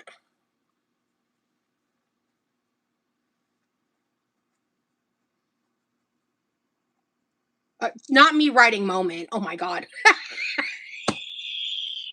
I wrote homemade strawberry vinaigrette and I wrote MO. Well, Zoe, you can always catch it on the replay. I haven't actually taken a good stare at my fridge. My fridge is in a not optimal shape, so just heads up on that. Peanut satay is a great idea. Satay? What's that? Oh yeah, I could make a peanut sauce. That would be good too. Oh, a peanut satay dressing with soy sauce and garlic. I'm gonna write that down too. Okay, so homemade strawberry vinaigrette. So strawberries,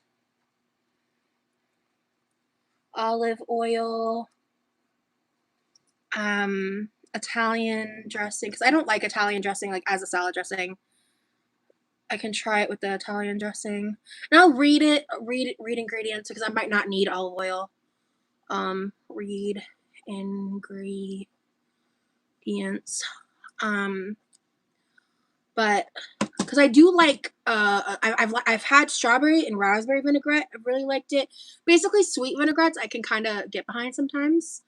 Good night, Sia. Thank you. Hi, Brittany. Good morning.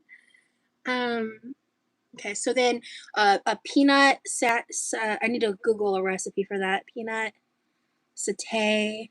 I spelled that wrong. I'm saying it wrong. Dressing.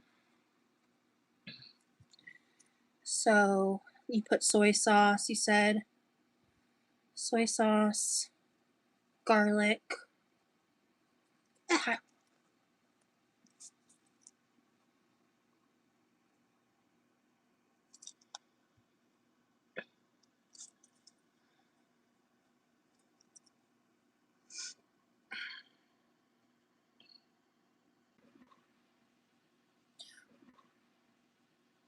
Girl, it's 3:30. I cannot sleep for some reason. Yeah, same. Okay. Hi, I'm back. I just left and came back. Did that help you guys with the live?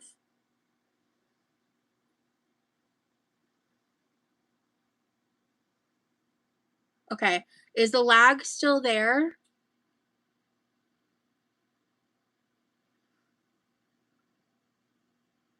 The lag is okay. I'm back. It's better. I closed the app and resumed it. So like, are we back? We're good. Okay. Okay. Cool. All right. Sorry. My phone, like I saw a flash on my screen out of the corner of my eye. Okay. Awesome. Cool. All right. Perfect. Ugh.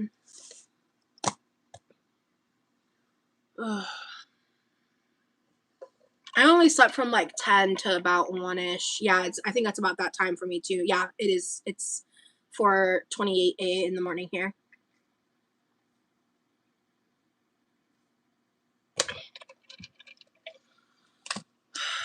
Zoe, actually, pause. You might have not heard me. I don't know if I'll be back later today. I need to edit, so I'm behind. I did start editing some stuff. I mentioned this video. I need to watch the footage again, but on my way home from the flight home, Remy, heated up, made up some of the food, and like he like finished something I wasn't able to finish making, while I was there. Now, I'm going to put some disclaimers in that video because he took some creative liberties that were not my recipe that I have opinions about. But you know what? It's his food. It's his kitchen. It's his mouth. But I just want it to be known that when you guys watch it, I did not guide him in those decisions. But he filmed something. So just for context, he and I, throughout the 2 weeks I was there, at the beginning, he was still very, like, unsure, a little dodgy about being involved in the content outside of, like, I mean, at first, he wasn't even sure if he wanted, like, his hands and arms and body in the shots or not. Like, he wasn't, I was just filming, and then I was going to see what I could make of it when I got home, depending on how he felt and how the footage came out and other factors. Pretty quickly, like, so basically, on the flight home, unbeknownst to me, like while I was actively on the airplane, I was watching a podcast because I was like, I just need to watch something and like distract myself. He made up the food I had made for him, and he filmed a video, and like with his face not in it because at that point we hadn't done the face reveal, and he made like a full, basically hour long, roughly, of footage where he was like talking to the camera and he was referring to himself as Remy, and he told me about it like near the end of my flight, and I got so excited, but he didn't tell me all the details. So when I realized he'd made something like that for me, I got home and like I instantly came home, laid down, and we started talking, and like because I was so excited, I was like, let's watch it, and then we watched it together. So it was kind of like an extra hour or so reprieve before the sadness of being home hit. And it was one of the sweetest, kindest, most thoughtful gestures I had ever received in my life at the time, because he's done so many things for me, and he's he's pushed himself out of his comfort zone in so many ways.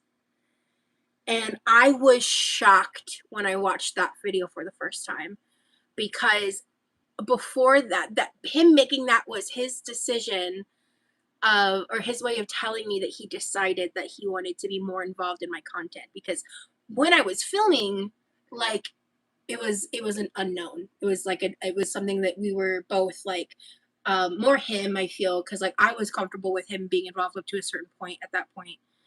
Um, but like, he was such a private person before he met me, you know. All right, good night, cookbook. Oh, I'm sorry, Clara, that you're in a lot of pain. I relate to that. I'm so sorry you're experiencing that today. I have the final video of like the end of the Texas trip. I have the video I was just talking about, and then I do have like some stuff I've filmed over the course of whatever. And I just need to like edit more. So, because I'm just trying to juggle like my energy and my fatigue and stuff, and my life and my mental health, and also all this stuff going on now with the documentary, which I knew was like coming in due time.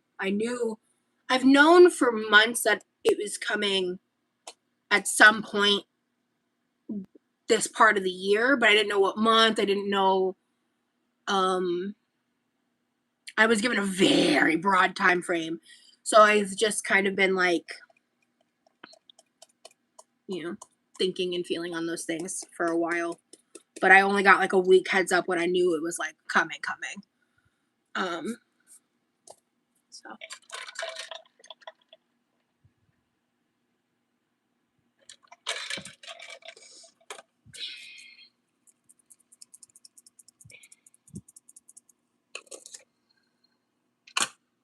But yeah, anyhow. All right, time for the refrigerator. Okay. I'm gonna take a good gander because I'm a little nervous to do this. I know our refrigerator's not like super dirty or anything. It's just disorganized and there's shit everywhere. That's the part I'm like not happy about. All right, let's take a gander.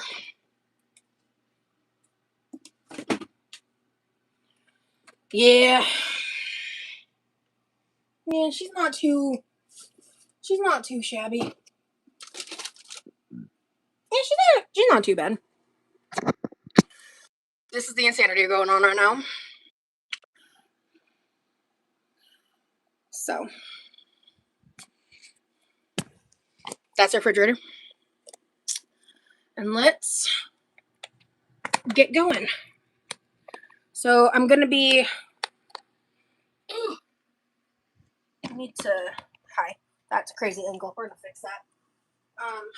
Move that. Okay. I think these lemons are no good. Yeah, lemons are no.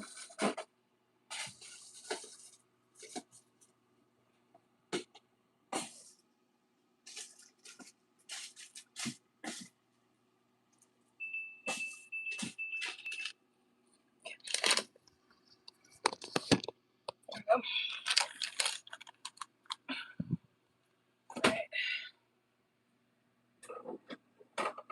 Cheese drawer. You know what?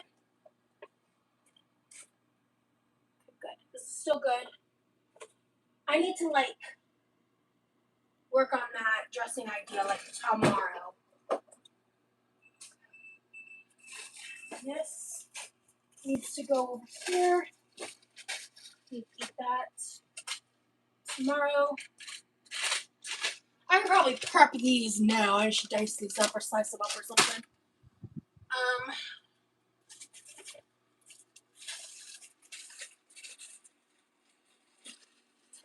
These carrots, I used one the other day. I need to turn these into something. So we've just got carrots and celery right now. And will this fit in here? Yeah, perfect. Okay.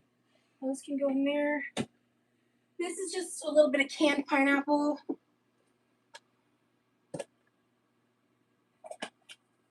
That's too old. Oh, put this away. All right, all this up here. Oh shit! Oh yeah, this has gotta go. This is taking up a lot of space. I'll deal with that. Okay. All right. That's all well and good. I need to use that. This is trash. Lost that in the back of the fridge. All right. This is as old as the pineapple. So this is gonna go too. I get it. I get it. Shut up. Okay. I need to freeze versus. Okay.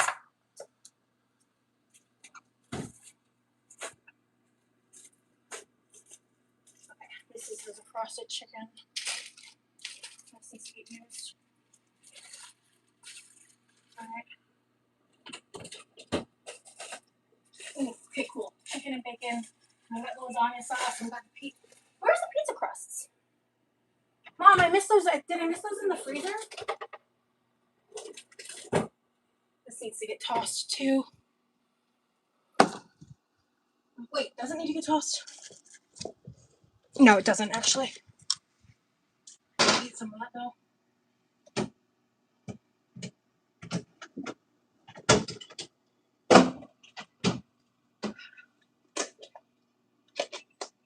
Alright, we're good on that. Cheese. Nuts. Gonna need to eat this yogurt.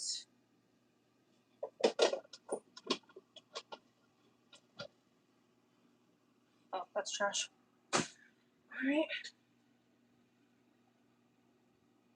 There's some salsa up here. How are you doing? You're good. Cool. Alright, everything else should be good. Okay. There's like no mayo in this, Levi. But you know what? Sure. Put it over there for you. Ooh, yeah, this should be good. Cool. I need to eat some of this. This is getting what? This is delicious. This is getting kind of low. Oh, hello, hello, Flesh Lives. Thank you so much for joining the Quirky crew. Okay. Got it, Mom. Okay. Thank you. Okay, got it. Okay, I think that's good for the fridge. All right. I'm gonna write down the most important stuff in the refrigerator.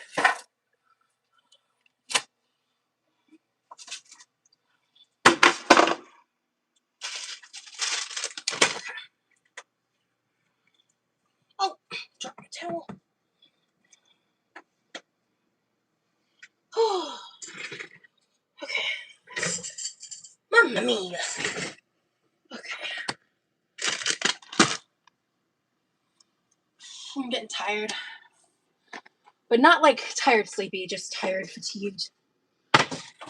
Okay.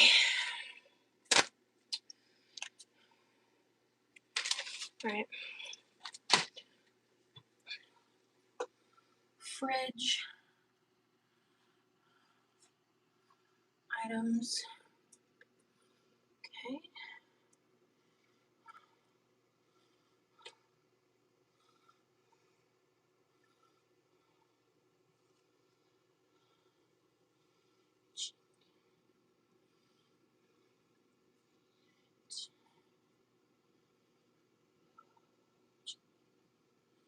Bacon. Salad. Mix. Salad. Cottage. Cheese. The sour cream should be for the hash brown casserole.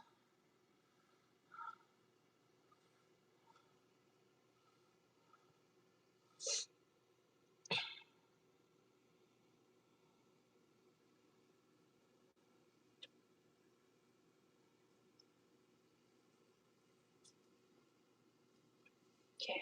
Oh, I need to write down pizza crust. Pizza crust. I just didn't see it. Second shelf.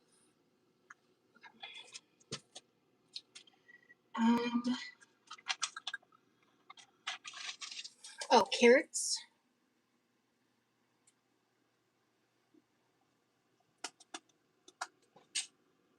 Bell peppers.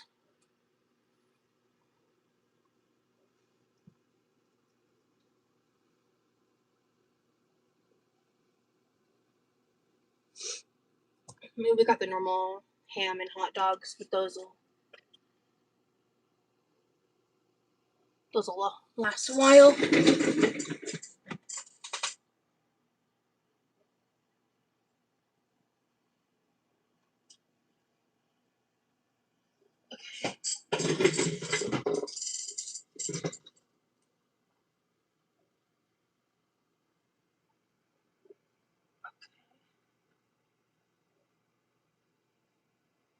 Greek yogurt, strawberry cream cheese, cherry yogurt, Greek yogurt. Did I write that down?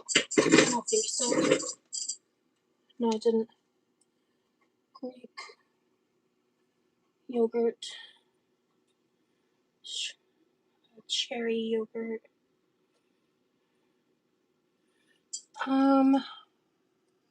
Strawberry cream cheese. Goes great on the bagels. And then I'm planning to put that breakfast sausage in the hash brown casserole as an added protein. Okay. So yeah. So basically I've just inventoried like what's the freezers and the fridge. I'm gonna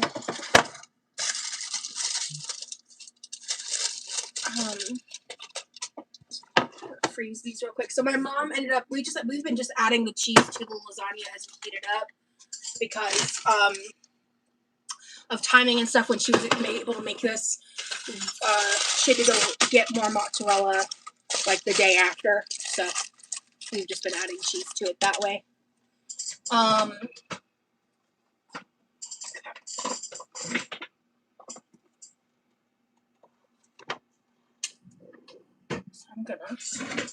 I needed to do this sooner, but I just wasn't able to, and I'm not gonna beat myself up over that. Alright.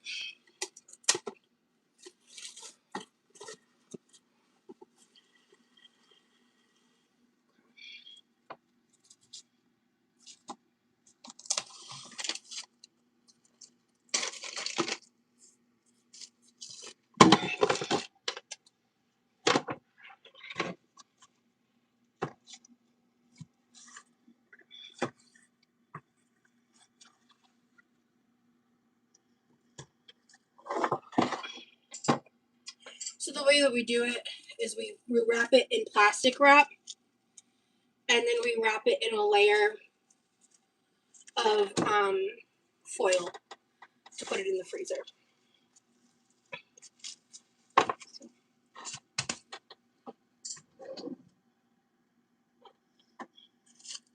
So we're getting low, but my mom, we had another one in the garage, so that's good.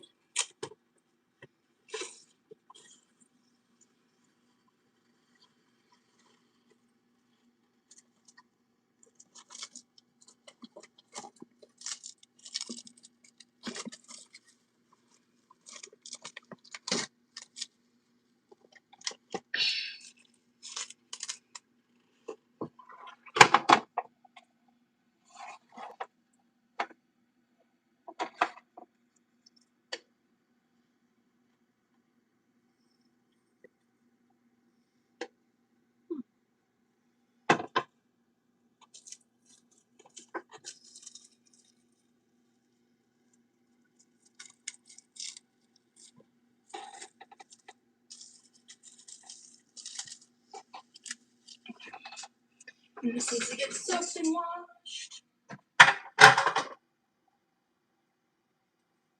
Oh, my mom got a new dishwasher sign. I actually need to switch it over to clean. I actually remember to use it. Hell yeah.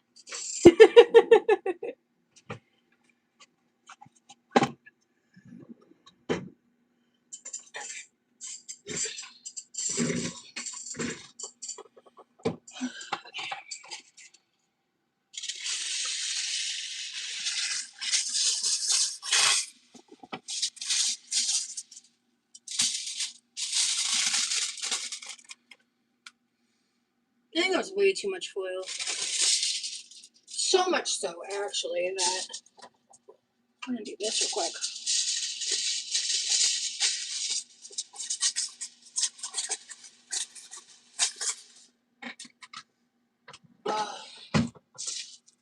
I'm gonna be real.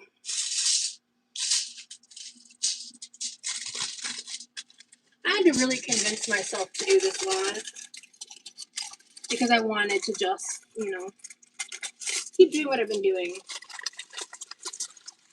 And I'm really glad that I didn't. I pushed myself. This is really gonna help me, like, moving forward. And let me show you what I'm doing. So this is plastic wrap. This also just helps the foil not getting messy. And then you can actually, like, when you do it this way, you can actually kind of reuse the foil for something if you really want to. Which kind of helps. But this prevents, like, freezer burn too. Like, if you just use the plastic wrap, like, it won't last as long in the freezer. And yeah.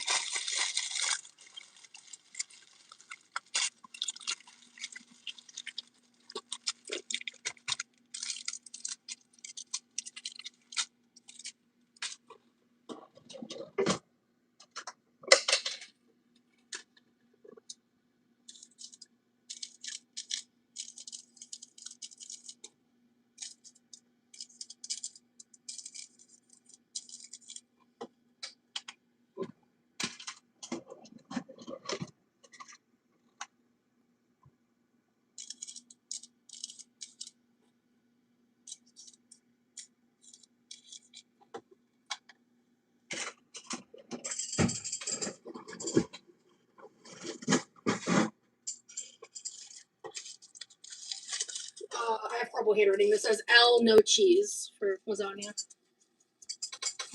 And then 5/26 for the dates. And then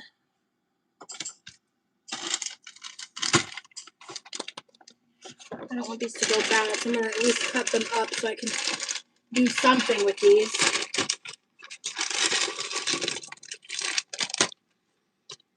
They're so good.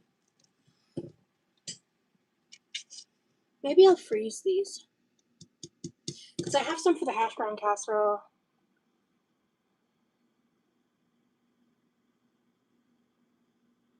I'm just worried I'm not going to get to them in time. Yeah, fuck it, let's do it.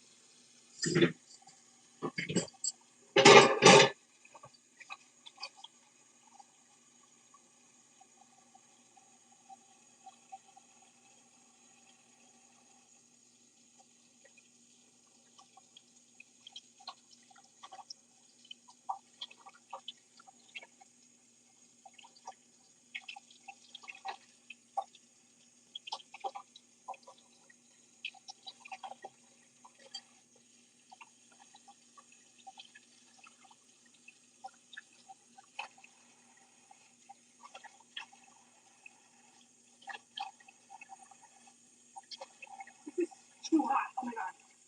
There we go.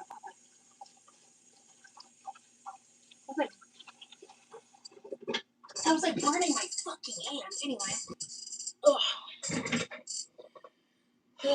The thing about these late night lives is once I'm live late enough, the chat really slows down because a lot of people fell asleep while watching. which like can be a cozy vibe too. Hi Taylor. It's fucking almost 5 a.m.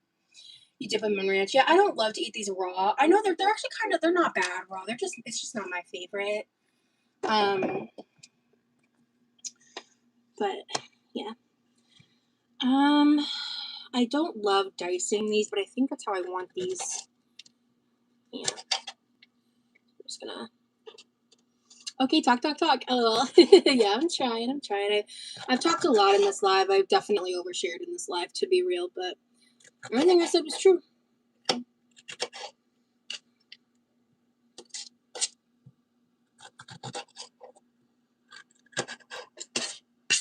mean, at the end of the day, a lot of my... Oh. Oh, you meant us. Okay. Or I meant you. You meant y'all. Got it.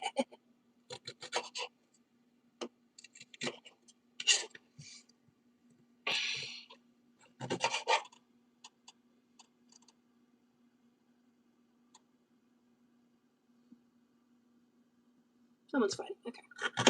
I'm overthinking it.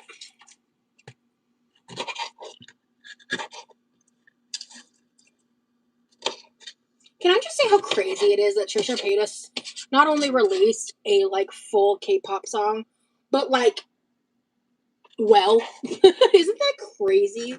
She hired a Korean linguistic like specialist person, whatever, to teach her like proper Korean and like dictation and everything. And I think that like to go from like the like Asian face Trisha that she did many years ago to that is just like crazy. I think her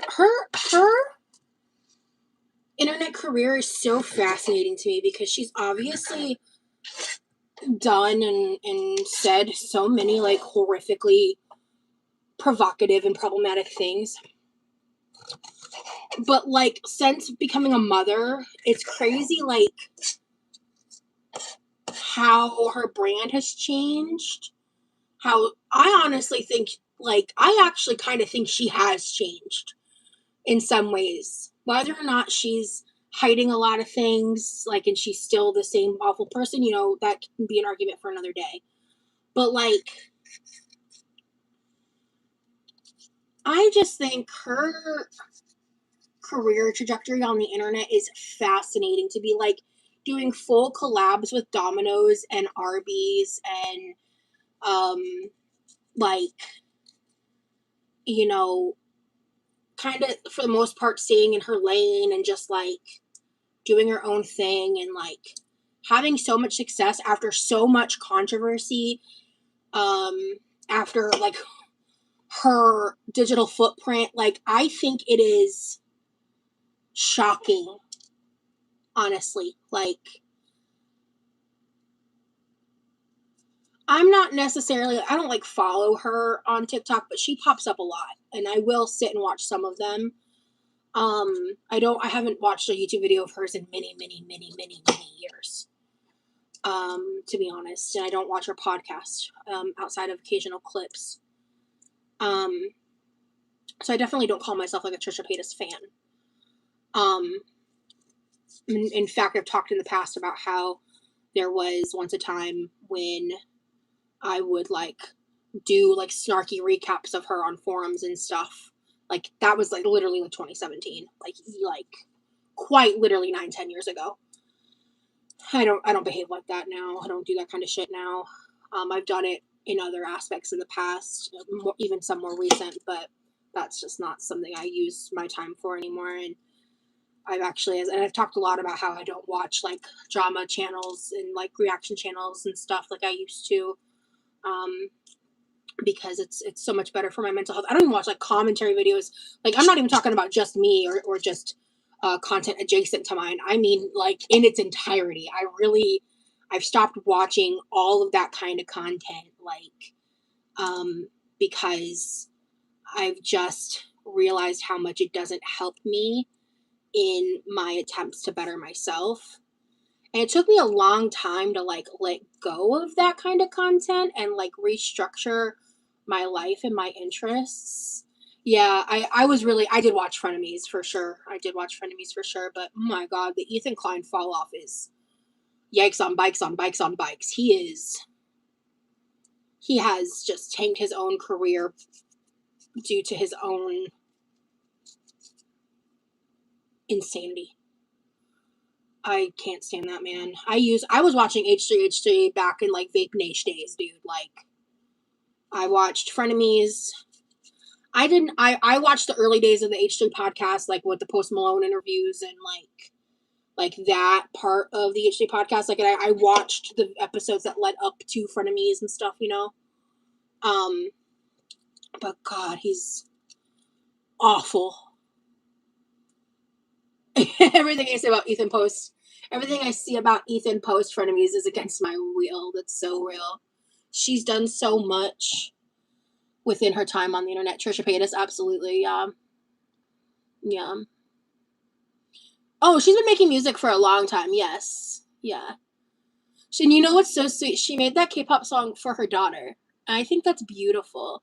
I colored a really cool picture. I don't get to see what it is until it's done. No lie, it was just a really cool picture of a rose. Just need to get that pic during this live. Aw, BT, that's awesome. Overshared. I need to go back and watch. You really do. I got real vulnerable, to be honest. But yeah, posting on H3, OMG, those were the days, right? I love Post Malone. Austin is such a beautiful human being. Hey, Emily. Yeah, I did sleep from 10 p.m. till like a 1-ish in the morning, and I just could not go back to sleep, and I decided to be productive within my insomnia. So here we are.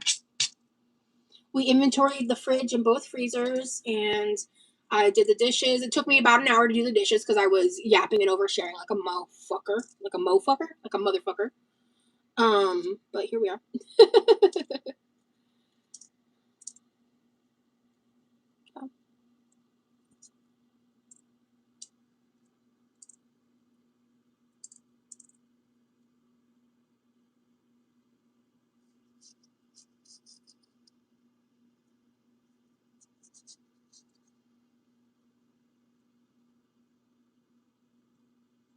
That's what I do. I'm excited to go back and see the beginning. I love cooking streams. Well, this is not a cooking stream. This is the first time I've been interacting with food on this entire stream, actually. Yeah. Besides the inventorying of the stuff. But I mean, like, prep-wise. I think I'm going to I'm going to chop these up small and freeze them. Because these are good for, like, pizzas. When you dice them. Like, the way that I got these for super cheap at the discount store, so...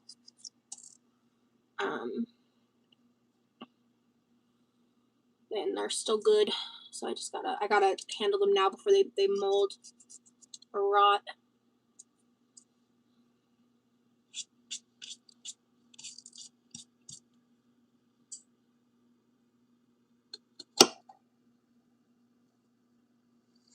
Oh my gosh, I've gotten my boyfriend into being a full-time Aldi shopper. I love that. He loves Aldi now because he was overpaying. So like he was like today he was like, I cannot believe how much I've been overpaying for groceries.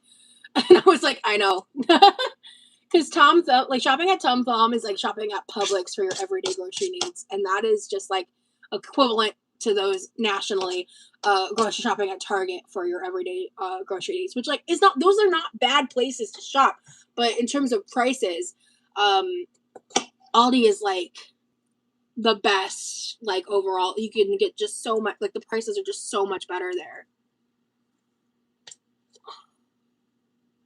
My phone just tried to auto update. Let me know if there's anything weird going on. I guess because it's 5 o'clock in the morning. They're like, you should be asleep, but you're live instead, so I guess we won't update your phone.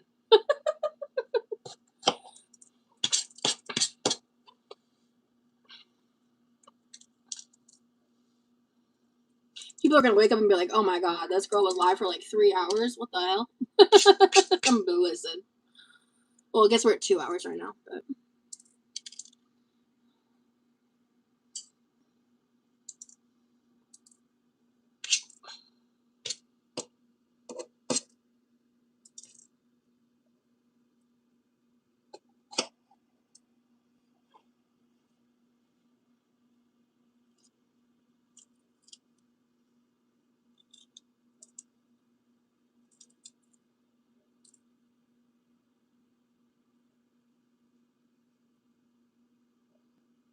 Sore belly is for bad to the bone.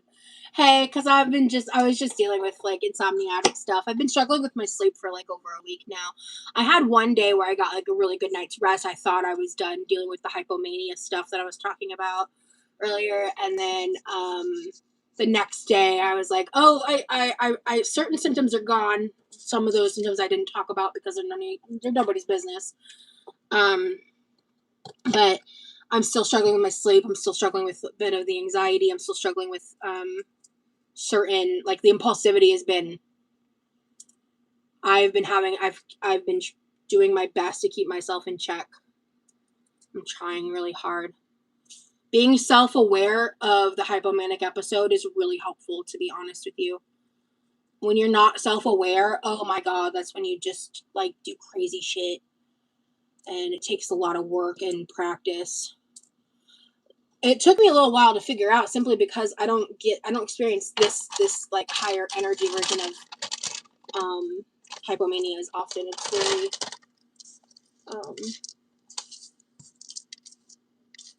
it's not very like frequent for me. Thank God. I have enough bullshit to deal with. Hey, Flesh. So, okay. Got the trash in here. I'm gonna rinse my hands off real quick. My hands feel a little sticky from the peppers. I know I'm not like done, but the stickiness was bothering me. Okay. Alright, I can do this.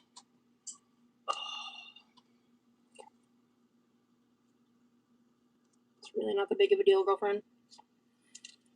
I think I'm getting tired, so I do want to finish at least this task, and I want to spray down this side of the kitchen.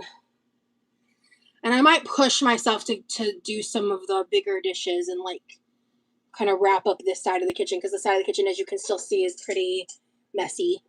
And I'd really like to walk out here and have, like, the next time I want to do something in the kitchen, have it ready, because I've just not been in the mental space to make that happen this past week. Okay.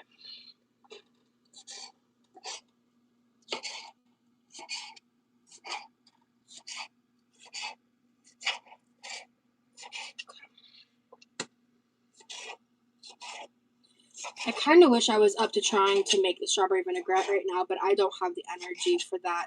I just don't. And I just am. 5 o'clock in the morning is just an annoying time to eat salad. I also kind of want to maybe Google a couple of recipes and get an idea of what I can do to make a vinaigrette that actually tastes good, instead of just like chaotically cooking, which I mean is also a vibe. I could do both. We have so much frozen strawberries. Okay, actually we're just gonna do these strips. I'm not doing the tiny chops. Still here, Rosie, and listening while I do self-care grooming. Wonderful. Just plucked my unibrow and shaved my mustache. That's awesome, Nicolette. Hell yeah. Take care of yourself, girlfriend. Ooh, that sounds delicious. Yeah. Because like I was saying, we've got some salad mix in there, and that needs to get eaten. That's gonna go bad really soon. So I need to make a vinaigrette or something, because I normally eat like honey mustard or something, and we don't have any salad dressing in the house, because for months now, when I eat salad, I buy pre-bagged salads, because I love them and prefer them, and I just haven't gone out of my way to buy salad dressing. But there should be an Italian dressing I bought that I never used, so I'm thinking about mixing that in with some. Someone gave me a suggestion in the chat earlier. Thinking about mixing that in with some strawberries, maybe some olive oil. I don't know. I'm going to read the ingredients of what is actually in Italian dressing. It's actually the Olive Garden Italian dressing. I just don't eat Italian dressing on salad. I don't like it. I bought it for a recipe I ended up never making.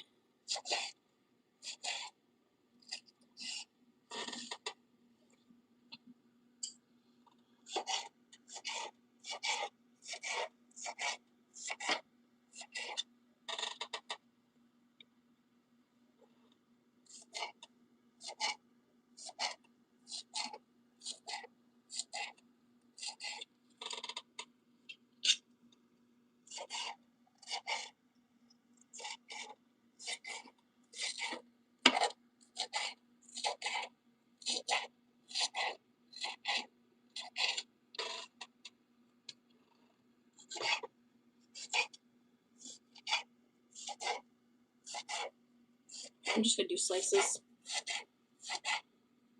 I'm gonna do thin slices, but I don't want to deal with my fingers right now.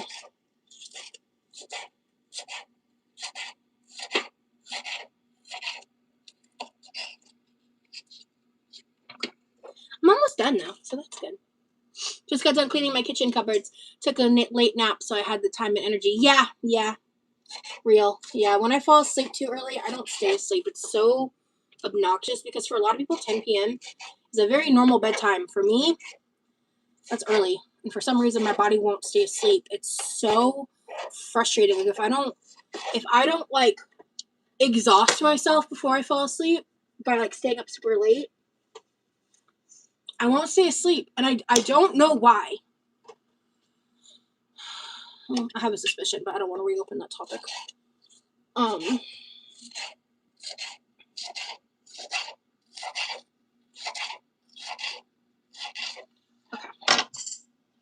Alright. Capital of Puerto Rico. I found this TikTok the other day.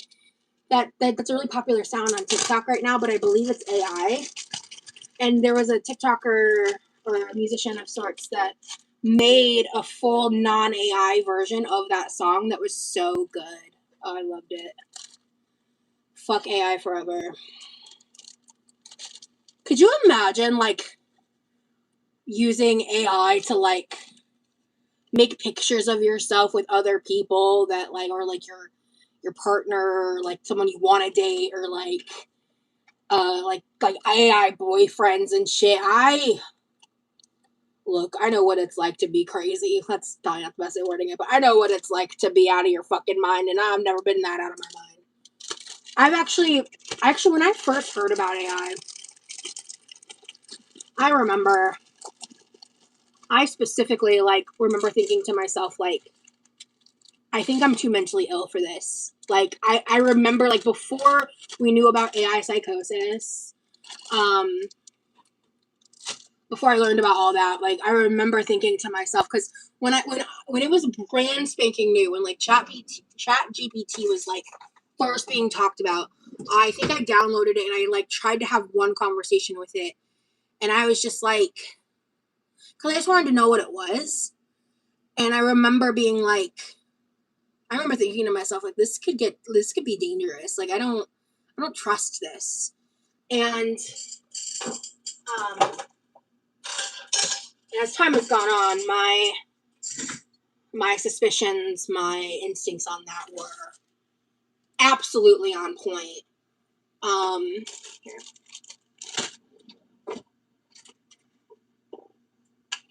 Yeah, it's 5:08 here. Sweet peppers, 5:26.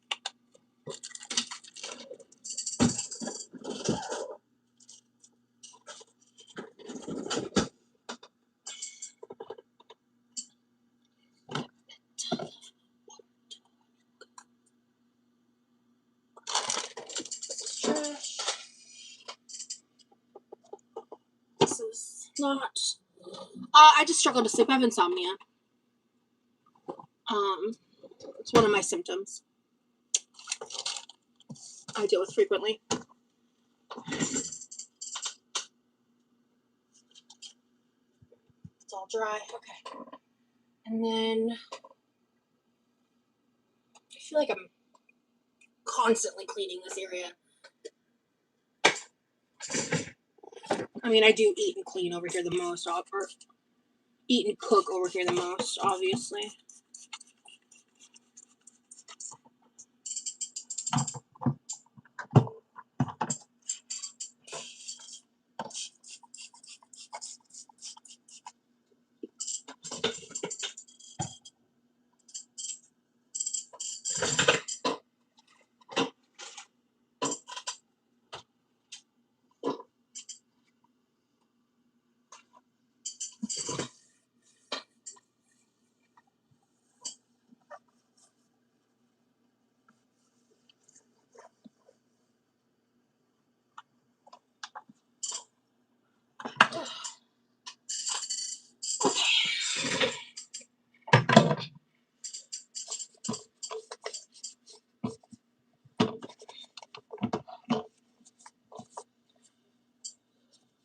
Future Rosie is going to look back at current Rosie and be like, hell yeah, Rosie. And I'm going to be like, you know what?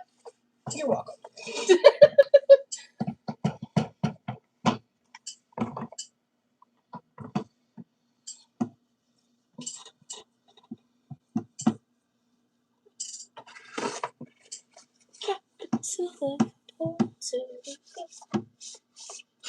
That's stuck in my head.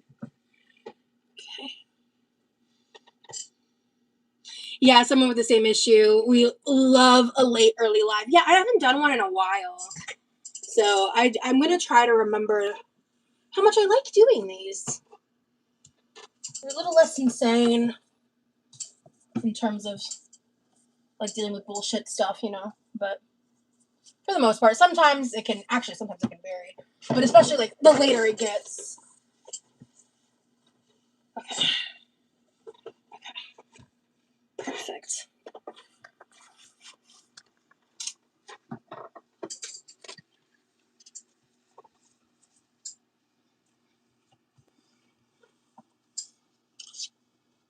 You're doing your makeup and listening? Nice. Yeah, I think I am near wrapping up, but I am going to try to tackle this other side of the kitchen real quick. I think. Yeah. Gotta be quick, though, or I'll be late. Well, good luck, Michaela.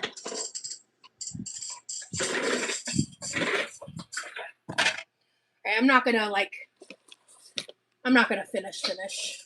I'm making an executive decision, but I'm going to make this easier on me. Okay, is this dry?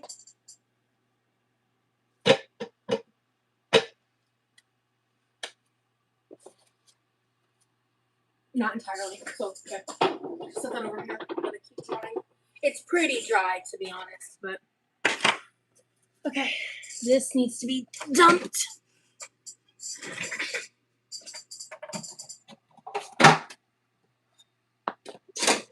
I mean, we used most of it. It was just like sitting. You know how sometimes something gets thrown back into the back of the fridge and you're not like thinking about it?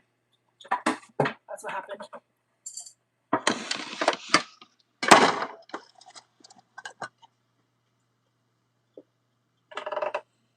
Okay, all right, we're gonna pour some water.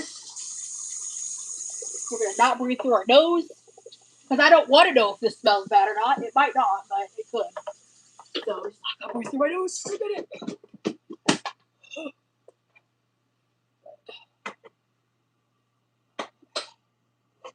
And then this very old thing used to go in there, and then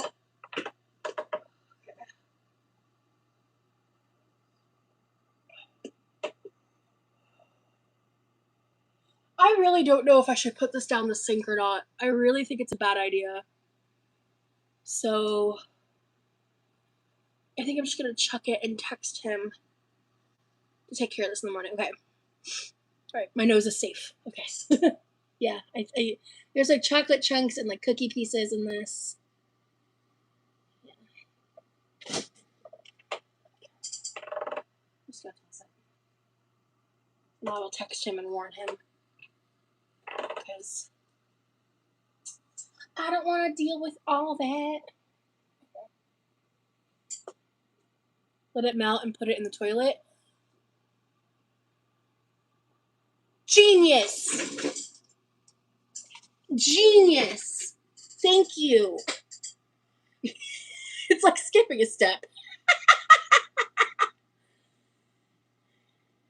That's so smart. Thank you. I'm going to keep that in mind for future reference. That's genius, bro.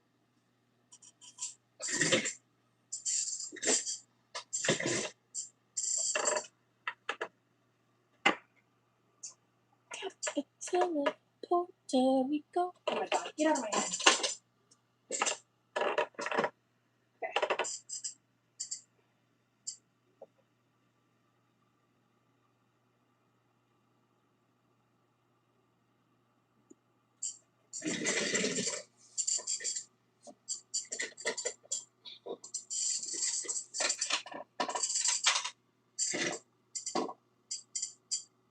Hell yeah, I made the basket too. Let's go. You can come over here. I'm about to go back to my room. I'm gonna put this with the chopstick. This needs to go back here. This needs to go there.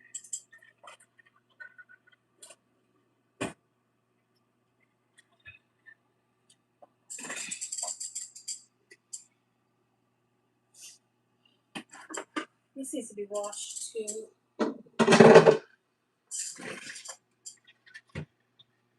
I'm getting so low on this cleaner. I love this stuff, dude. Shout out. I think someone got this for me a while back. I've used the hell out of this. My mom also made a cleaning solution bottle. I use that too. But I love this because it's a non-bleach based cleaner. I love it. And like sometimes I don't want to use bleach depending on like how much I care about what I'm wearing, you know. This is trash. I think I'm gonna hand wash it. Maybe not everything, but I am gonna hand wash some things. Yeah, that's what we're gonna do right now. Because this is still a little overwhelming over here, and I may not want to deal with all of it right now. But oh, by the way, my mom and I tried this recently. It's the best kettle corn I've tried since the Kroger brand. I hate all of the name brand kettle corns. I don't like a lot of the name brand popcorns, honestly. Like I find that either they're too sweet, not enough salt, or they're salty but not enough sweet. These have like an addictive quality. This is the Publix brand. And it's like impossible for us to get the Kroger brand, which is our favorite, like my family's favorite. To the point that like when my mom visits other people in other states where Kroger's are available, she'll come home with a few boxes just so we have them in the pantry. And they're cheaper and they taste better. But this,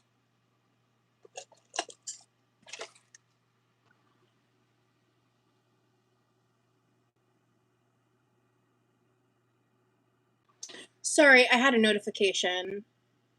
I had to check. Good for soups and random chunky foodstuffs you don't want to deal with in the sink. I need to try the Kroger version. I only like the Trader Joe's one. I've never tried the Trader Joe's one. Noted. But if you have a Publix, this is bomb. You know what's really good is if you make a bag of kettle corn, and then you chop up a brownie batter Built Bar into little pieces, and you throw it on top while it's hot. So it makes the little marshmallow chocolatey pieces like gooey. Oh my god, it's so good. It's a fantastic snack to like, just saying. I don't remember if I saw that on TikTok first or if I came up with it. I'm gonna be honest, I don't remember. I'm leaning towards I came up with it, but if I didn't, I don't want to be wrong. Hi, thank you so much for joining, Stacy. Thank you for joining the Quirky crew. Happy to have you here. I hope you enjoy the members only content. Oh, by the way, a lot of people have been saying they've been bitching all my videos. They wish I had more. If you join as a member, it's $2.99 a month. And I do members only content once a week, generally live. Sometimes it'll be different content, like something pre-recorded. But I have a backlog lives there too. So, you know, a little self promo. Yeah, and if you want to check out all my different socials and stuff, I have a link tree linked in my description. It's linked in my Instagram. I'm Quirkyloverosee on everything though. So if you just search my username, we got that SEO optimized up in this bitch.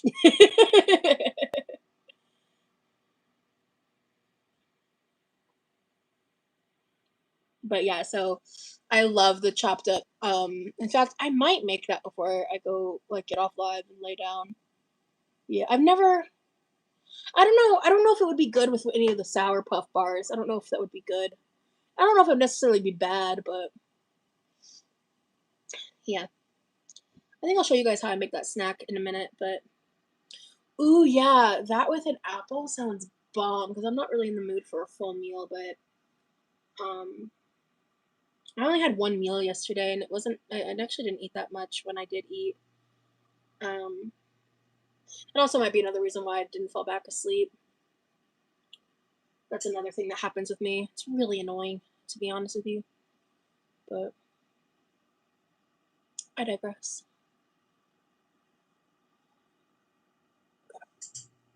Ooh, you know what? I should also actually, you know what I should do? Actually, while we're here. Ice, ice, baby.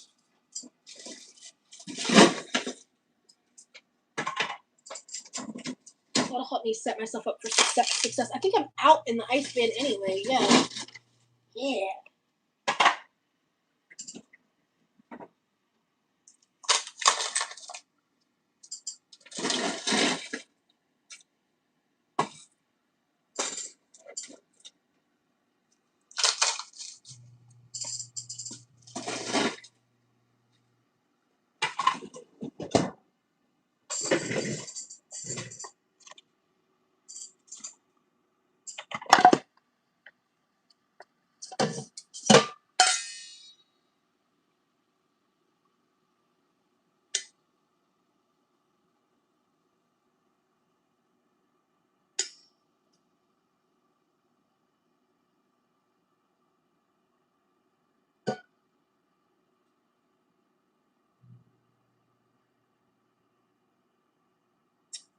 It's time to let this go.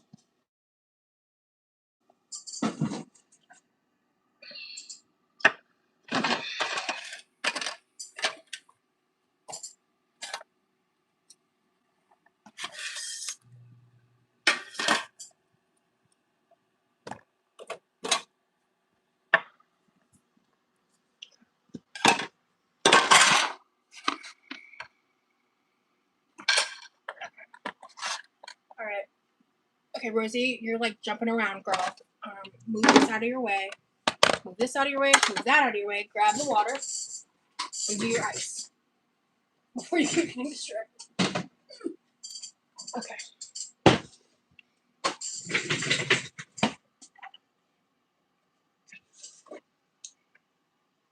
Yeah, sure. Oh, good job, Rosie.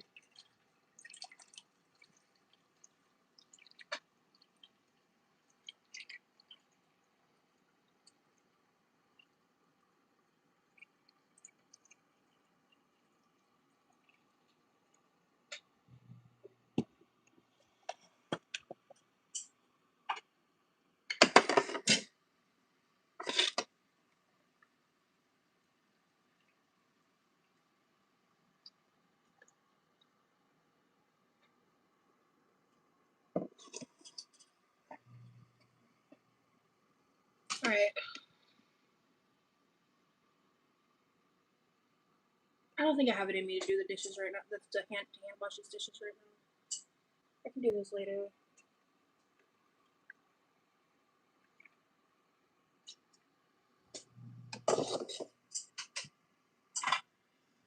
I think I should make my little thing and then go eat and maybe take a nap. If I could take a nap, it'd be stellar. I kind of feel like, and that's the thing is, sometimes this feeling ebbs and flows. Like right now, I feel like I could possibly take a nap.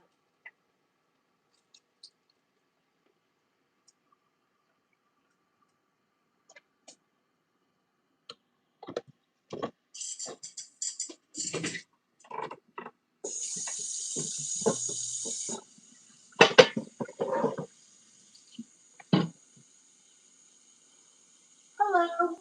Give me just a second.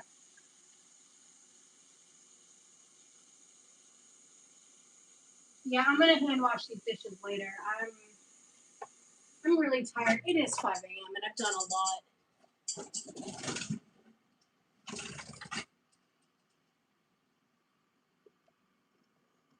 Yeah, then take the chance if you can. Yeah, I'm gonna try to nap. I'm gonna make my little snack. I'm gonna watch a little Gilmore Girls. I'm gonna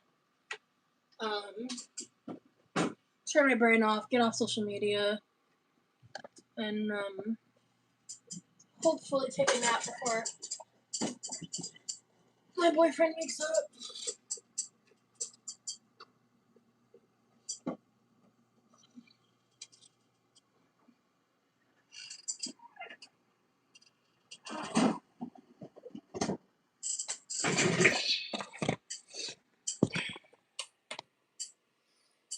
Yeah, a nap is better than nothing.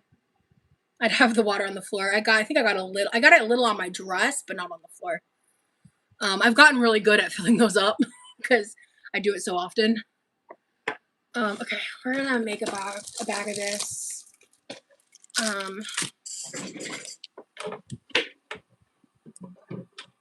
Wait for that water to filter a little more.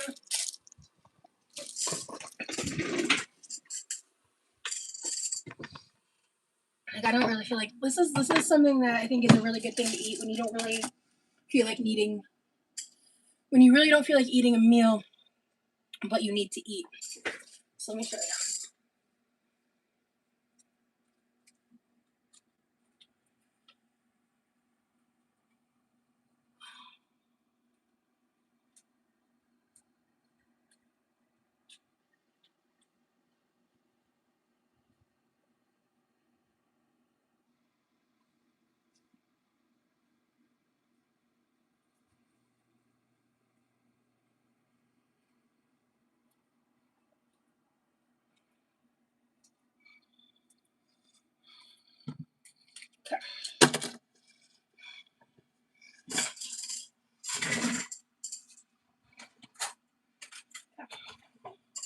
The food scissors.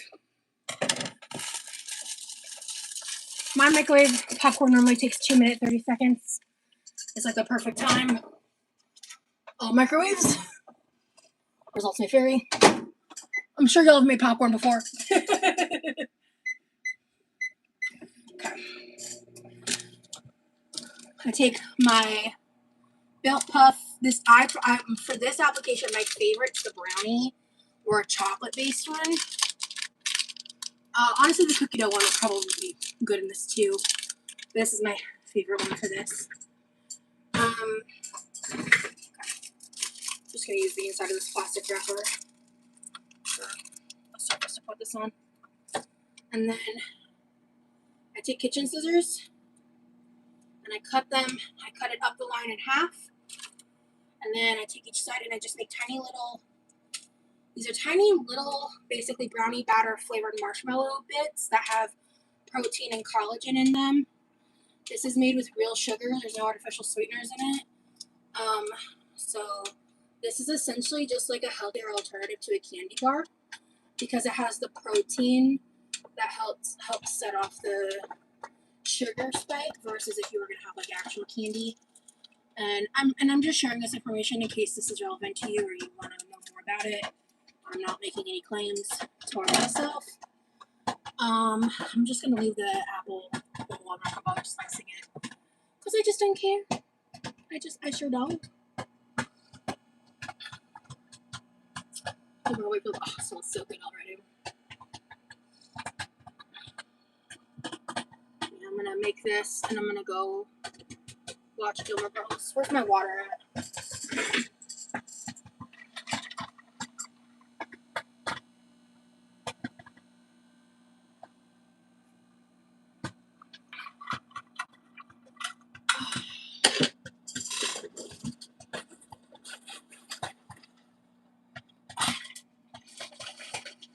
Last 30 seconds, I always keep my ear open because sometimes it's a little less.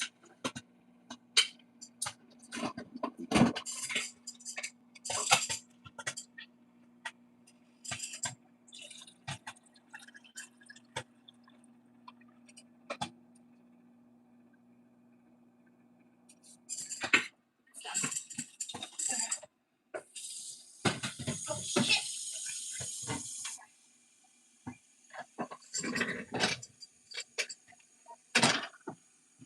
Flip it over.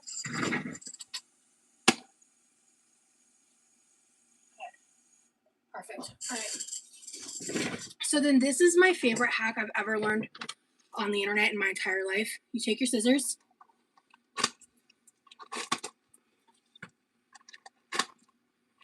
I do this to help with the steam. Then you connect the corners.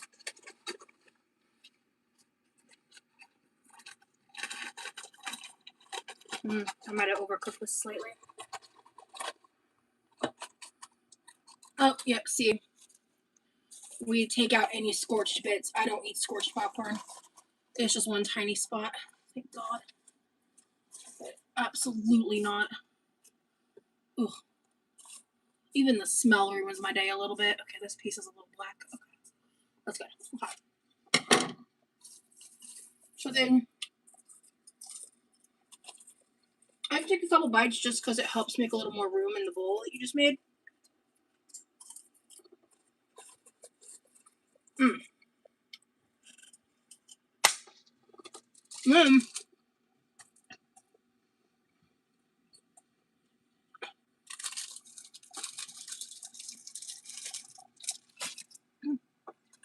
So this is like a sweet craving kind of snack.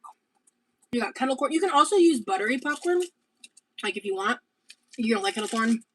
Honestly, still pretty good. It's kind of like a healthy alternative to like M&Ms and popcorn. You know what I mean? Like it's marshmallowy, so it gets a little like gooey.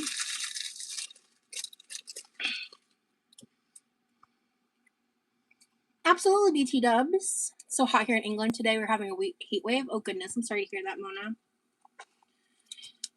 So let's just set that popcorn aside. That's all trash. Okay. So then, also I do this more with cheddar popcorn, but when I lived with my ex, I really got into using chopsticks to eat popcorn. We both did that a lot, but I'm not gonna do that with this. I just don't think it's necessary.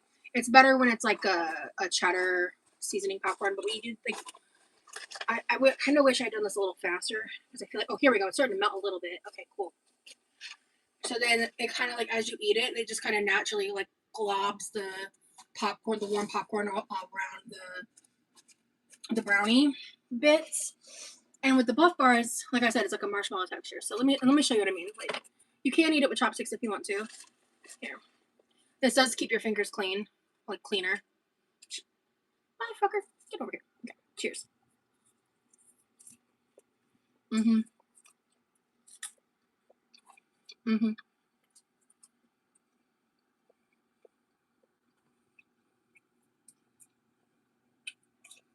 Yum. Actually, I lied. I think I might use these chopsticks. This is fun. I forgot how fun this is. And also, the one thing I like about it too, for me, is it slows me down. Because popcorn is one of those things that you can just kind of like get into a rhythm with.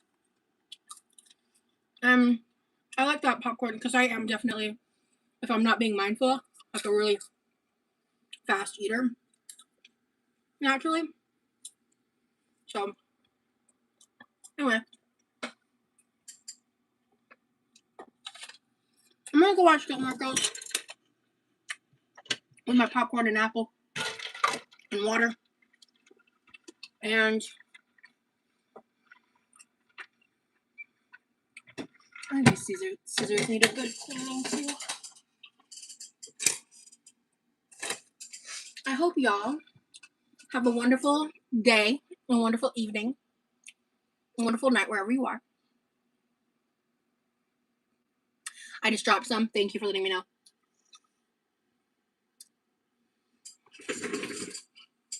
I don't see it, but I'll check when I stand up. I'll see y'all around. Bye, guys. Thanks for hanging out with me.